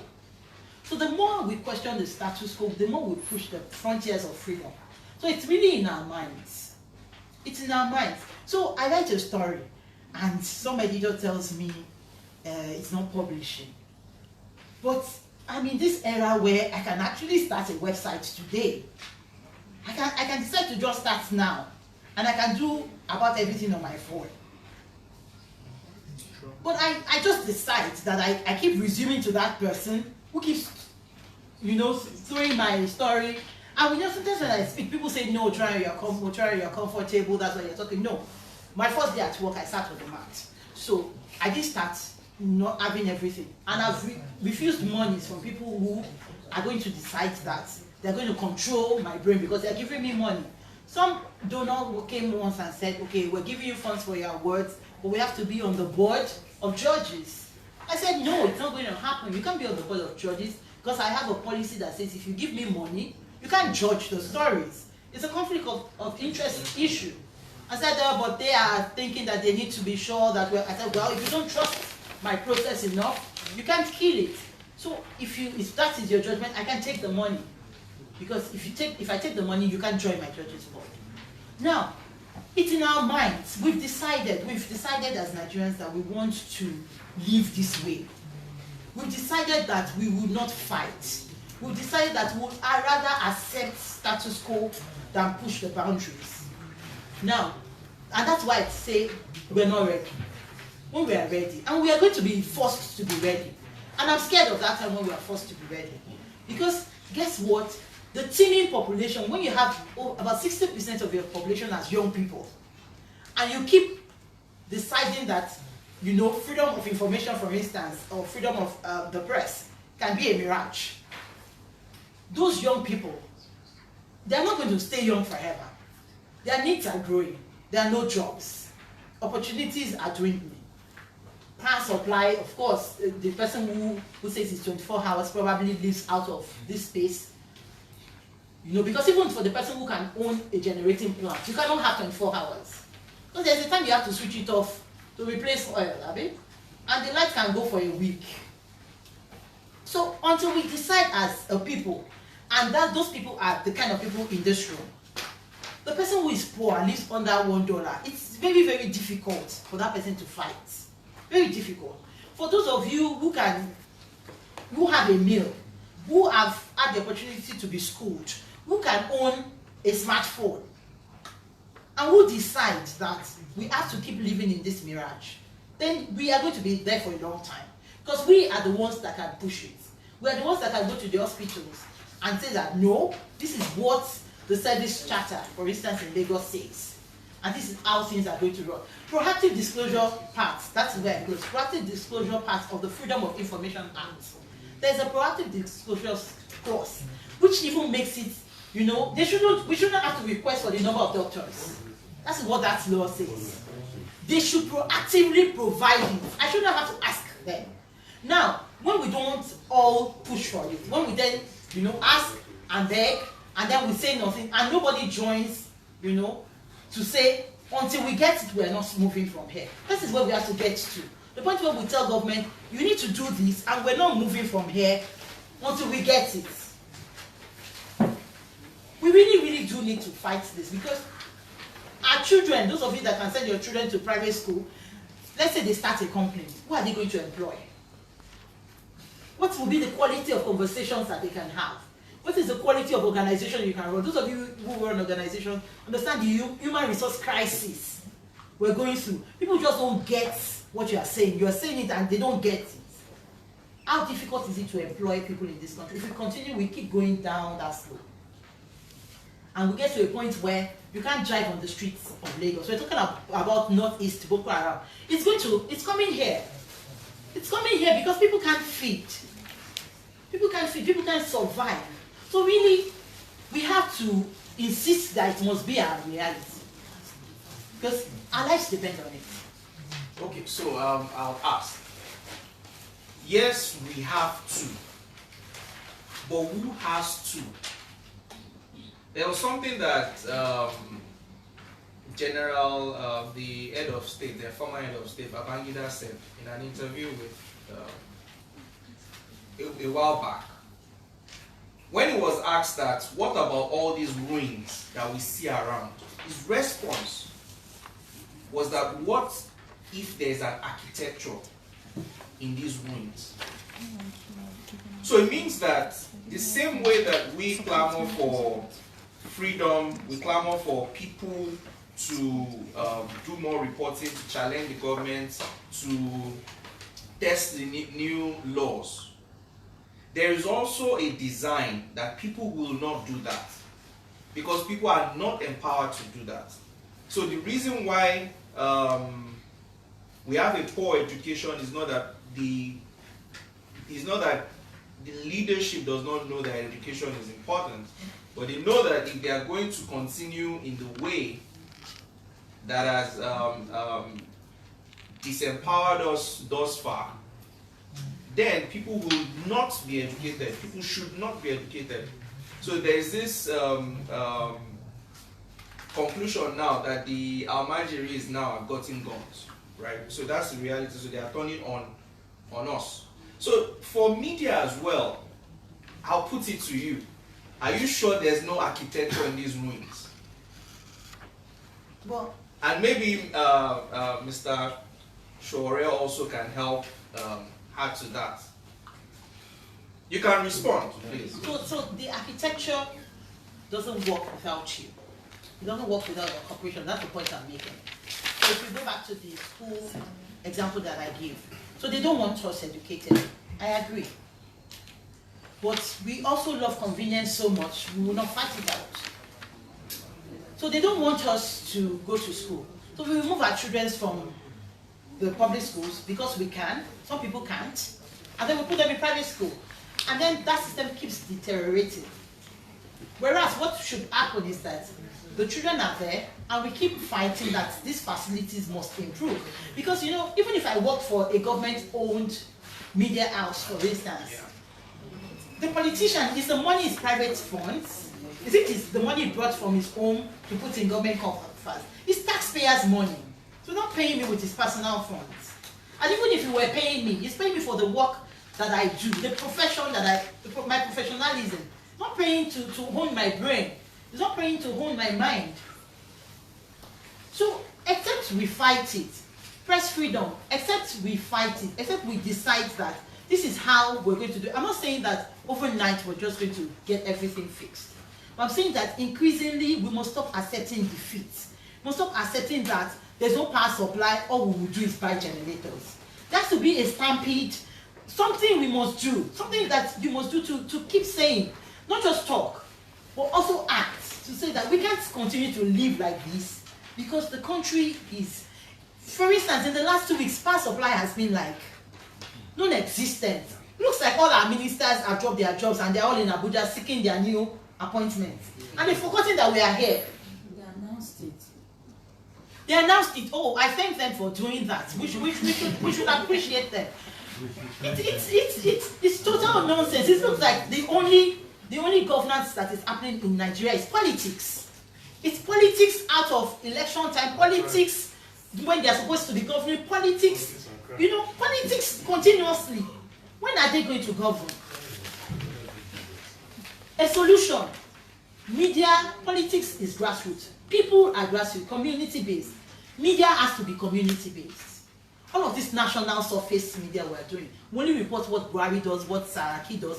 What about what is happening in local government? What about the fact that, do we really have a democracy in Nigeria if we don't have elections at most local governments? Yes. How many local governments are run by elected local government chairmen? So if there's no foundation, and you see you have first floor, you have second floor, in fact you have built a skyscraper, how did you build it? Is it possible? So that's the democracy we have right now. Democracy at states and federal government, but there's nothing at the grassroots. And then the media too is at that surface. So when we want to solve it, we need to go down and show that there is no foundation. So where did they build it? And that is why, you know, all of their projects are non-existent. Because really there's no governance. Thank you. Thank you. I will take a different route with regards to whether media is a mirage or the reality. And I will look at it from what has happened to press freedom in the last few years, actually in the last 2 years in particular. And you look at one of the most egregious crimes committed against a human being in the world was carried out on a pressman, Khashoggi. This guy was trapped in an embassy. He was killed in the most brutal murder that can be described, and his body was dismembered, you know. And I think they pour acid, so that he will completely disappear. But the perpetrators of this crime are people who have broke the law. And because they were powerful people, nobody's challenging them today. Because there's economics involved in it, international economics involved in it. Nobody's talking about it anymore. So, and these are the people that you and I look up to provide the guardians for media freedom for us. The US, anytime we talk about media freedom, we look at the US. You know, we look at the British Council, you know. But it's also in Britain that a publisher was dragged out of hiding, Assange, and is now going to face sundry charges in the US anytime. So we must also challenge ourselves, not to get carried away by even our supporters, you know, people who supposedly support our media freedom projects, to start challenging their own conduct, wherever they might be, you know. I've lived in the US for 20 years, and I tell you, any time that government has to give anything to you is a mirage. Yes, it can never be a reality, because when government gives you freedom, they are doing it not out of convenience, it's out of benevolence. And whenever they have a chance, they will withdraw it at the slightest opportunity, and it's happening. Like I mentioned earlier, the greatest attacks on media in the US is carried out by the President of the United States of America. He does it every day on Twitter. You know, he even points to journalists that needs to be threatened. And that's how you lose some of the freedoms that, and when that happens, it doesn't happen only in the US, it trickles down. You can imagine how happy a dictator would be in Africa when they heard that Khashoggi was dismembered. They're probably looking for the journalists they want to dismember too. You know, and I can guarantee you that a lot of them even look at it here. You remember what happened to us here when we set up this foundation. The Jankara judge in Ilorin gave a judgment to freeze all our accounts. If they had their way, they would have loved to dismember us too. Yes, if Saraki had his way, if he didn't realize of this would have all these characters, governors, who otherwise can call your editor, if they have their way, they will kill you and dismember you and dissolve your body in a container full of sulfuric acid. That's the way we should look at it. But you know, it's also what should call for vigilance. Now, when I mean vigilance, honestly, all the freedoms that is associated with mankind came out of people suffering and resisting suffering. So, anytime there's oppression, there must be resistance. In fact, if there's any time the media should go crazy in Nigeria, it should be this time. You know, because sometimes you need an empty stomach to get upset, you know. But I don't know why there is no correlation between how much we are suffering and how aggressive we are fighting against oppression. The more we suffer, the more subservient we become. It's the same thing with even the journalists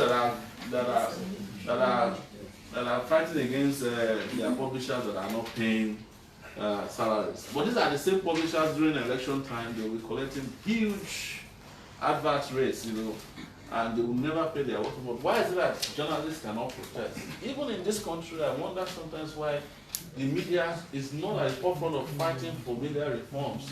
For example, in the area of libel law in Nigeria, do you know that anybody can sue you in any corner of the world? A pastor who is based in Lagos went to Akwa Ibom to sue me. He doesn't even have a church even in Akwa Ibom because he has judges there or members of the church who might be favorable. They have a governor who can call on it. He didn't even sue in the federal high court. He went to the state high court in Akwa Ibom. But the media here is not fighting against it because it's happening to Sahara reporters and they don't too much like Sahara reporters. But one day it will happen to you. And after a while, you will no longer be using the courts. They will be dismembering people.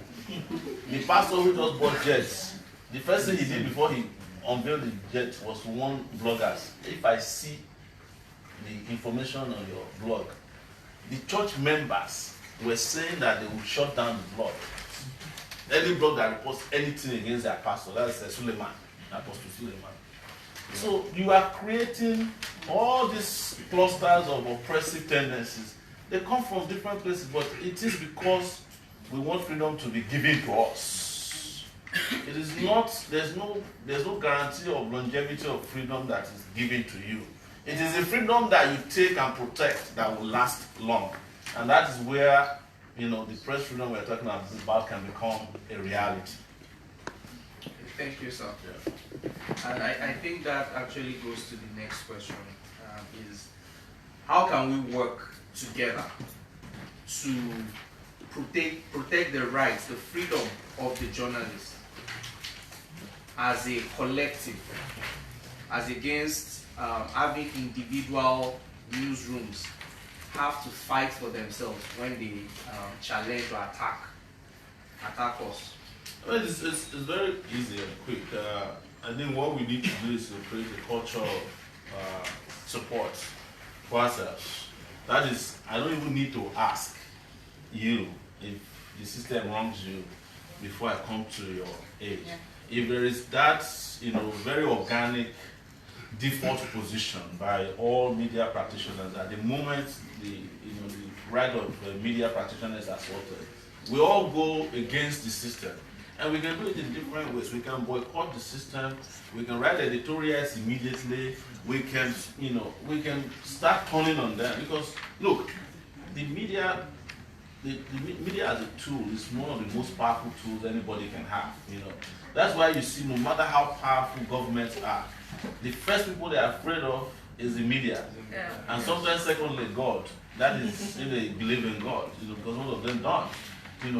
So if media is so powerful, why is it that media is not always supportive of themselves whenever there is some kind of attack or assault on press freedom? And that's the only way you can solve the problem. And it used to be like that under the military. If Punch was closed down, others don't ask before they start writing it.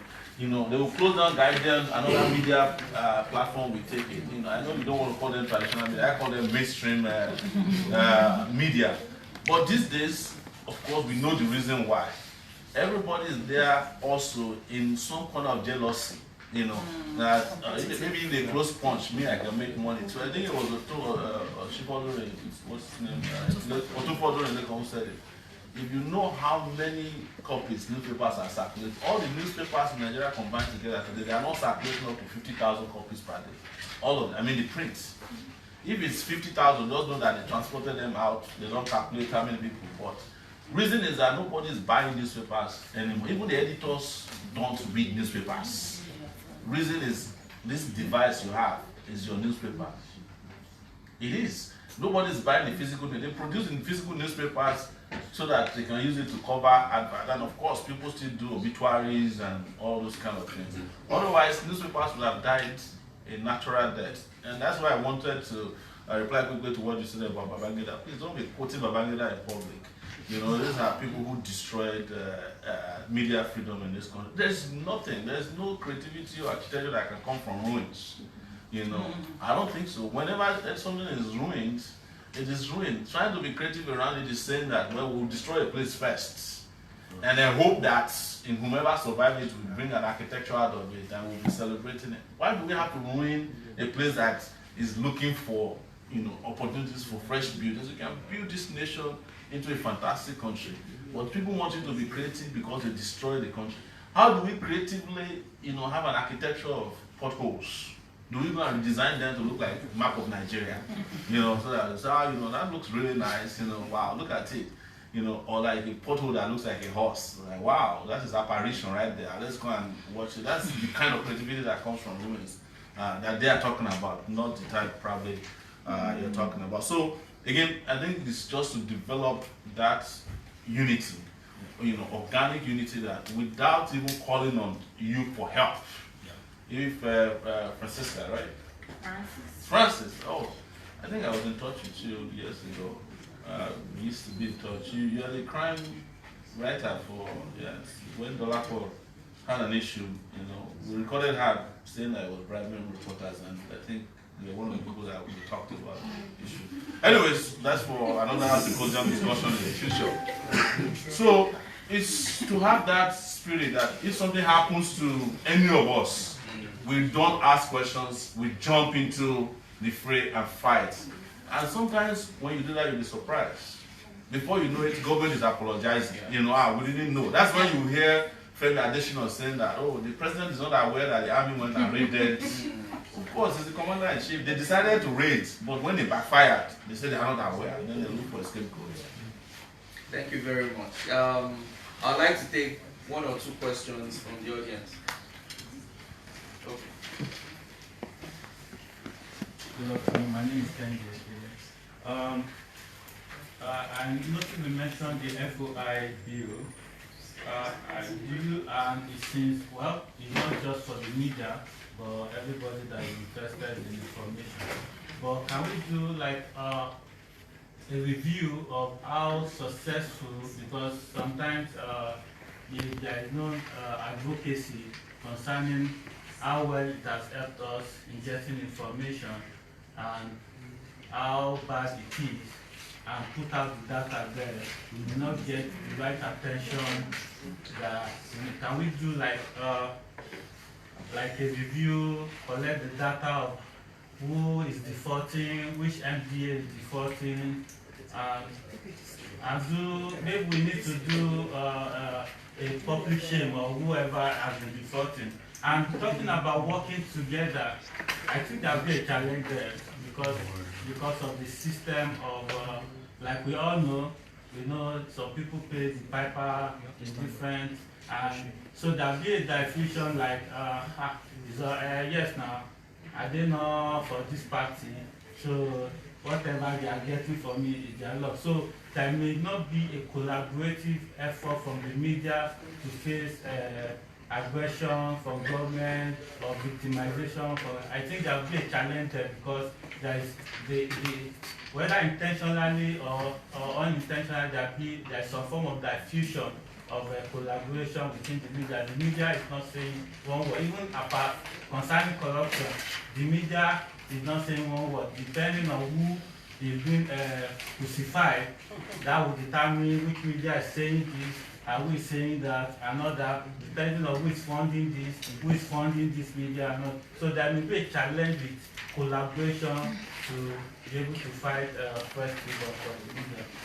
Can I quickly? I just want to jump into, and at this point I'll leave after this. I have to attend to another story. On the issue of FOI, when FOI was being muted in Nigeria, there was a movement for it advocated by MRA. I think I did warn at that time that this over-reliance on FOI as a way of covering news is going to become a mirage. And that's where we are today. I think what MRA does, and they have a hall of shame. Yeah. But you can only have a hall of shame where people have shames. Nigerian public officials have no shame. So you are shaming them, you are wasting, it's waste of your energy. So, but what I'm saying is this though, you press, check yourself, and this is important. The information you have available falling on your laps for free, are you using them? You know, I don't do, Sahara Reporters doesn't do FOI. Because we know that some of the news we cover we can't get through FOI.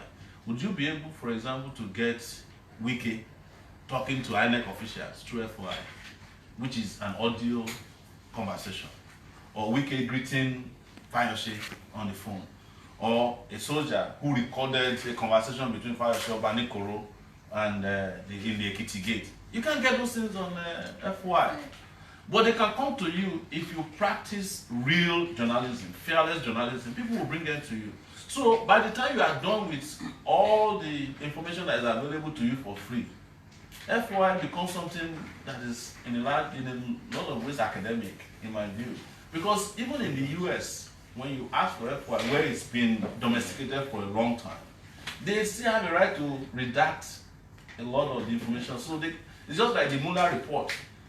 You know, they redacted half of it. Even though it's in public domain, you can't read. But I can guarantee you that there is somebody who is in possession of the Mueller report, the unredacted version. And that for me is a hero of, if you like, you cannot get Mueller's report officially from the US government. It doesn't matter how long you file your FOI. But the question you should ask yourself, those things that you have, that's available to you, the documents, the checks, you know, the calls you are getting, the whistleblowers who are calling you, are you using them? And if you are using them effectively, even the people who are holding FOI, they know that they are useless. For example, the Lagos State government, they don't accept the FOI requests. They say that it's not domesticated here in Lagos State. The Lagos State budget is not public. Budget of River State, you can never find it anywhere. They are all, you know, confidential documents. Can you get them through FOI? No. But can you get them through Aproko? Yes. So whatever it takes to get what is needed, and the courage to publish what is available to you will be the one that will guarantee in our future an effective FY. If they know that what they are hiding you can get, when you now apply to them for FY, they will give you. Because they know if they don't give you, you will find it. So on that note, thank you, ladies and gentlemen. I just have to take a walk. Appreciate your time. Thank you very much. Thank you so much. Thank you. So, I want us to also talk about more about the synergies that we can form and the new relationships that we have to even form with the people. Because like Mr. Sowore was alluding to, we can get more from the people. There are so many civil servants that we have to cultivate new relationships with. How do we cultivate these relationships so that we can access the information we need to do our work? So I'll start from here. Please come again. What are you trying to ask me? So how do we build new relationships with the general public? One, so that they trust us.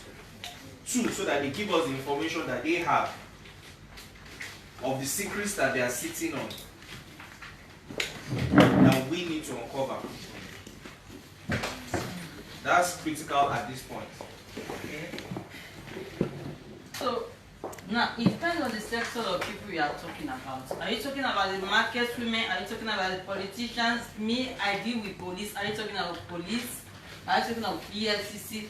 Which particular set of people are you talking about? Because either way, journalism and covering a particular sector has to do with trust. You have to build trust. You have to earn the person's trust. You have to make the person confide in you. Getting stories. When you get stories, that is when you'll be able to know what is happening, like scoop. Let me give you a classical example. One of my interns was walking past somewhere. He saw a cripple sweeping. He got interested, he took a snapshot. He showed me the snapshot. I said, go and see if you can interview the guy. The guy said, okay, no problem, because the boy was an intern with photograph decks.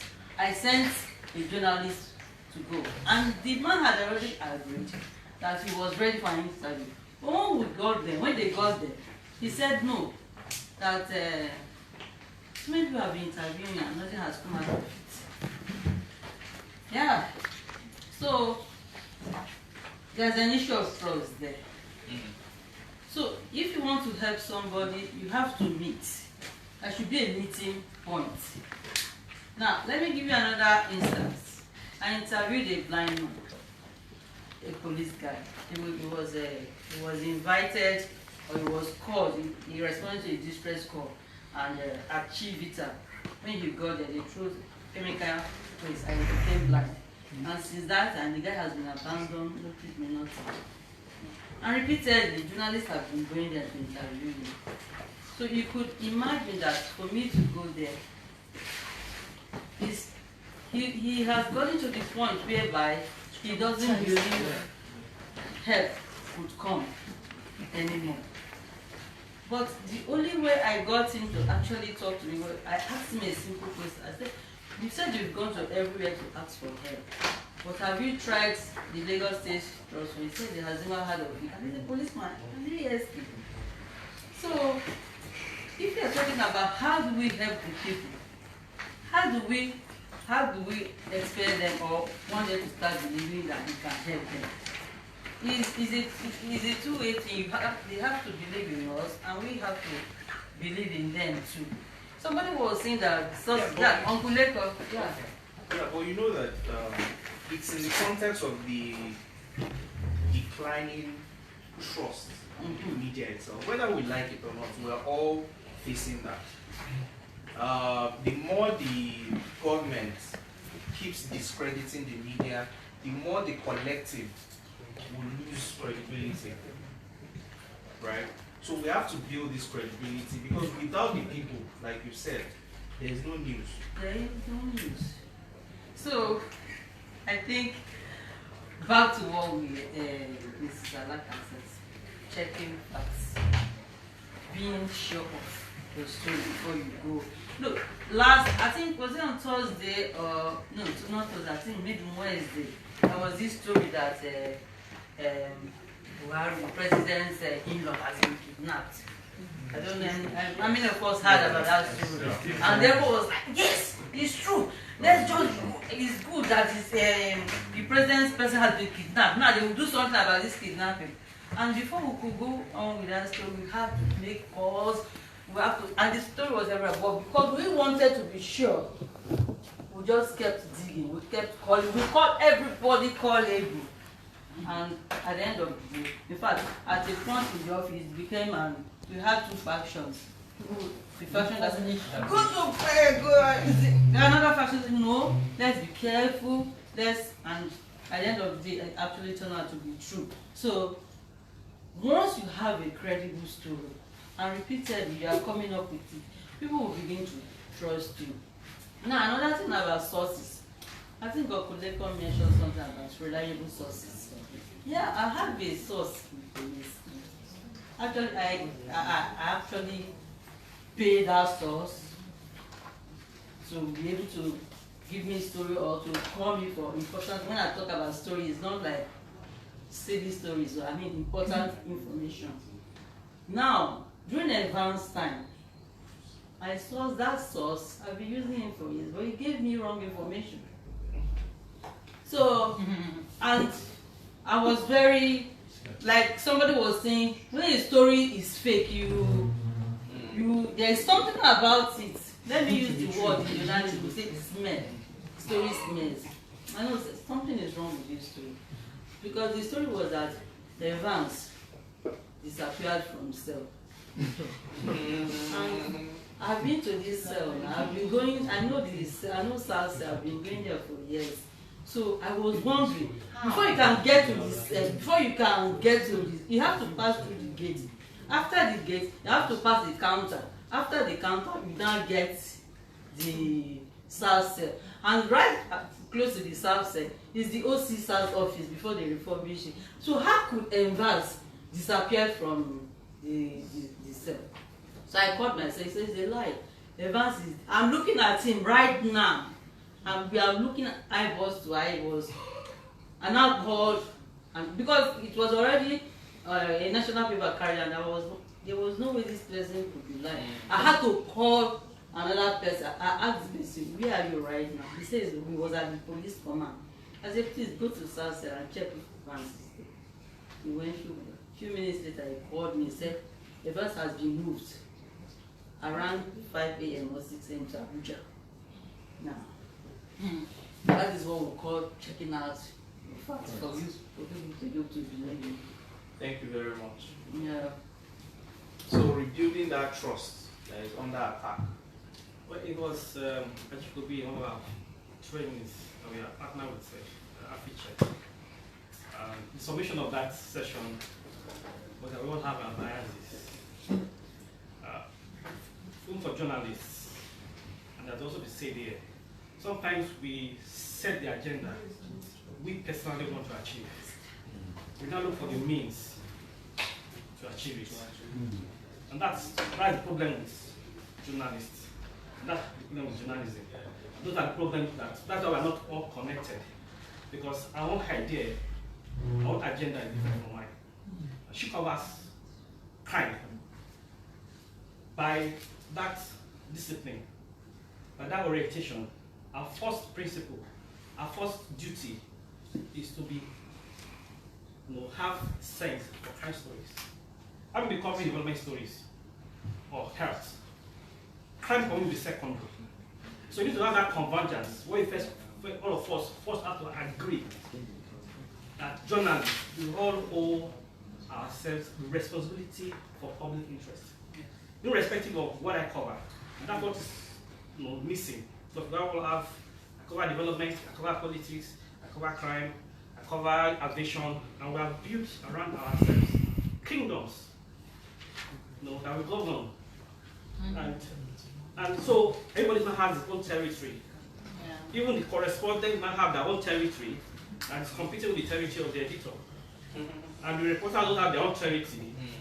Because events that editor cannot go, but correspondent can go. There are some that correspondent think that the reporter should not go. So, and this thing becomes the issue you deal with. And the leadership also is also there. Let's leave the organizational leadership, ownership. But what's guiding us as media? What's binding us? What's connecting us? What's that thing that gives us that professional nobleness to say? What makes me a journalist? What thrills me as a journalist? If you do a sample and if you are sincere, most of us are journalists because of our own personal ideologies, our own personal, and somebody has mentioned it now, we want to say, okay, I be a journalist, I do 1 or 2 stories, I get this, I become known, I become a person of influence. Journalists have influence, because once you're a journalist, the higher the matter becomes a friend. You have the phone number of the governor, you have the phone number, so that gives that, inference that you are so powerful. And that gets into our, erodes our professional understanding, and begin to weigh that influence, because it's a type of influence. The governor will need me. We actually wait for the governor. You come and meet me. It can be 1 year, it can be 2 years.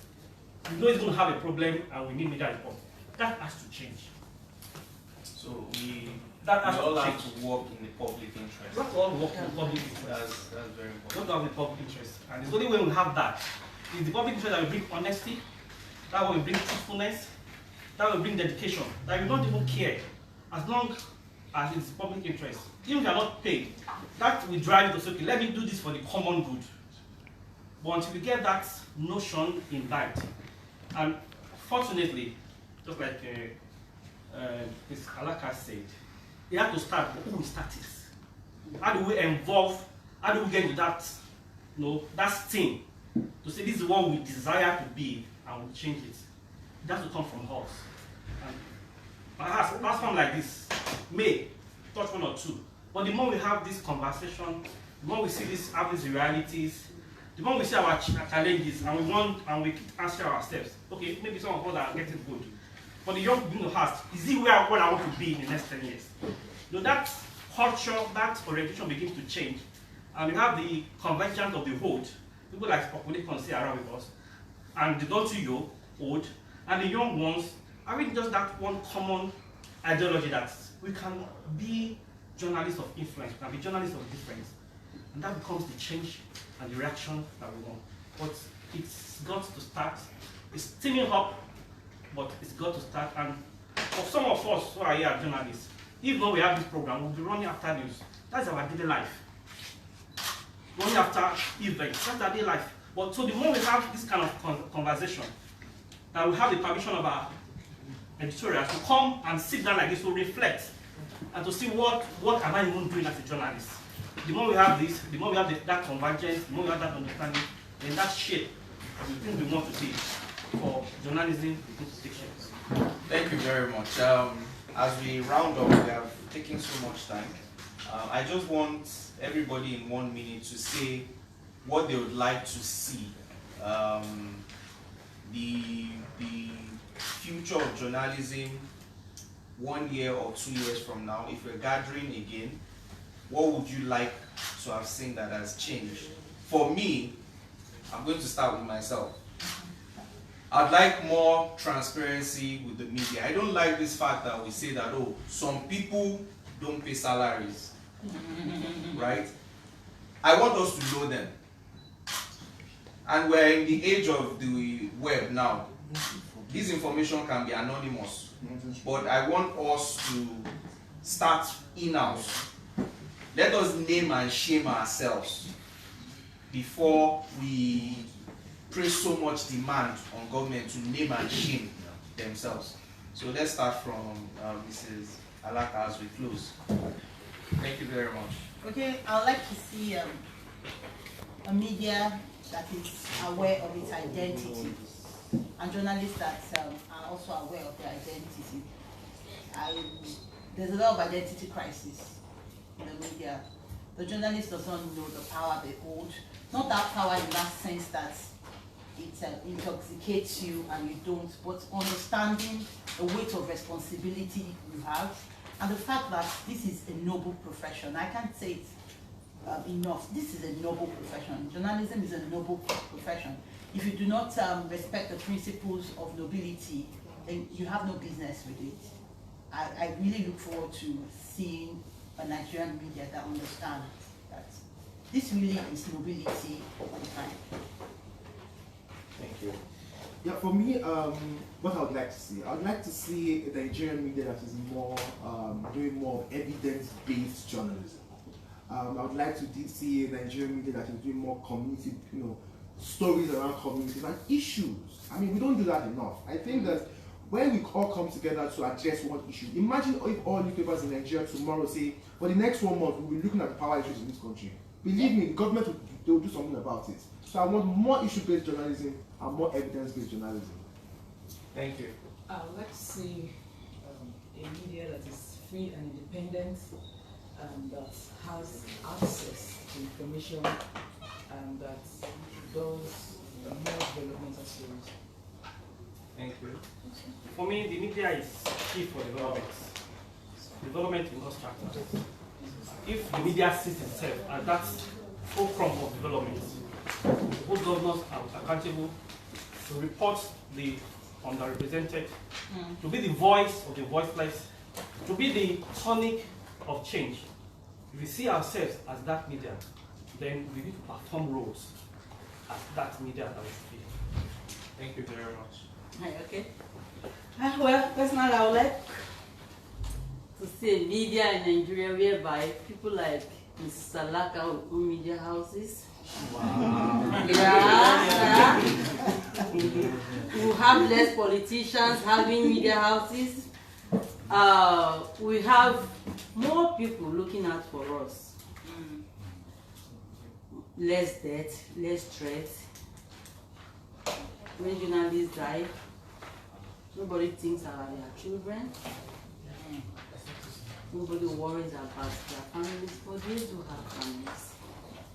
And it's because of things like this that have made me, since I started having kids, I've become more conscious and careful for the kind of stories that I've come to realize that even though I'm passionate about journalism, no story is worth my life. And I know people keep trying to compare us with CNN, with Samantha, but the societies are different. Yeah, true.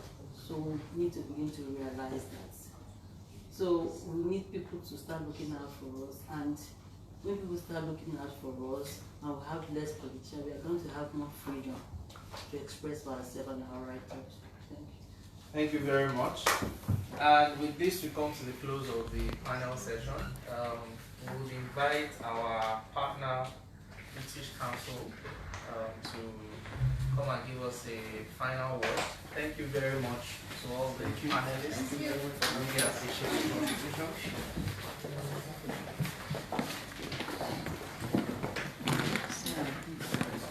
Good afternoon, everyone. My name is Abimbola Shie. I work with the British Council on Management Program here in Lagos State. I'm sorry I came late. I was also at another event to commemorate this World Press Freedom Day today. And I'm just going to speak for about 30 seconds because you can see that we are prospects. A lot has been said already about journalism, evidence-based journalism, nobility in journalism, change agents, journalists being change agents. We have all heard that. But one key thing for us at the British Council for supporting this initiative is we want that at the end of the day, this media group will come up with specific actions that are actionable, that are reasonable, that the program can support in protecting the rights of journalists in this country. Perhaps maybe we can also begin to ask ourselves about, Mrs. Alaka mentioned something about journalists not even knowing themselves. Maybe we can begin to ask questions about even legislation that protects the rights of journalists in this country. Are those legislations available? If they are available, are they adequate? If they are adequate, Are journalists even aware of them? You know, these are questions we might begin to ask ourselves. Just as I said, the key thing for us is that rights of journalists are being protected, especially those that investigate and report on corruption cases, that they are able to do their work without that fear or the threats, maybe imminent threats that comes with it, that there is press freedom and freedom of expression when it comes to journalism. And then we hope that at the end of the day, we might not be able to, you know, little steps, a step at a time. We might not be able to achieve that immediately, or we begin to see improvements. We want specific action that we can take. We might see ourselves as a small group, but we can do a lot. That we begin to take baby steps towards achieving this greater goal. Once again, I want to say thank you to all of us for coming. We might also be engaging with Civic Media Lab in the future to also come in contact with you, to sit around and to deliberate on issues that concerns freedom of the press in Nigeria. Thank you very much. Okay, thank you very much. We hope that we have your contact, so we hope that in the future we'll be able to reach out to you and have more of these convenings. It is very important that we sit down as a family and discuss issues, and that's what will give us the unity that we need actually to stand up to this this group that seeks to erode the credibility of journalists and diminish the entire force that we have. Thank you once again. We have some materials on the way out. You can get some for your colleagues. It's from IPC. So you can pick a couple for your colleagues in the office. Thank you. Thank you. Please, there's lunch being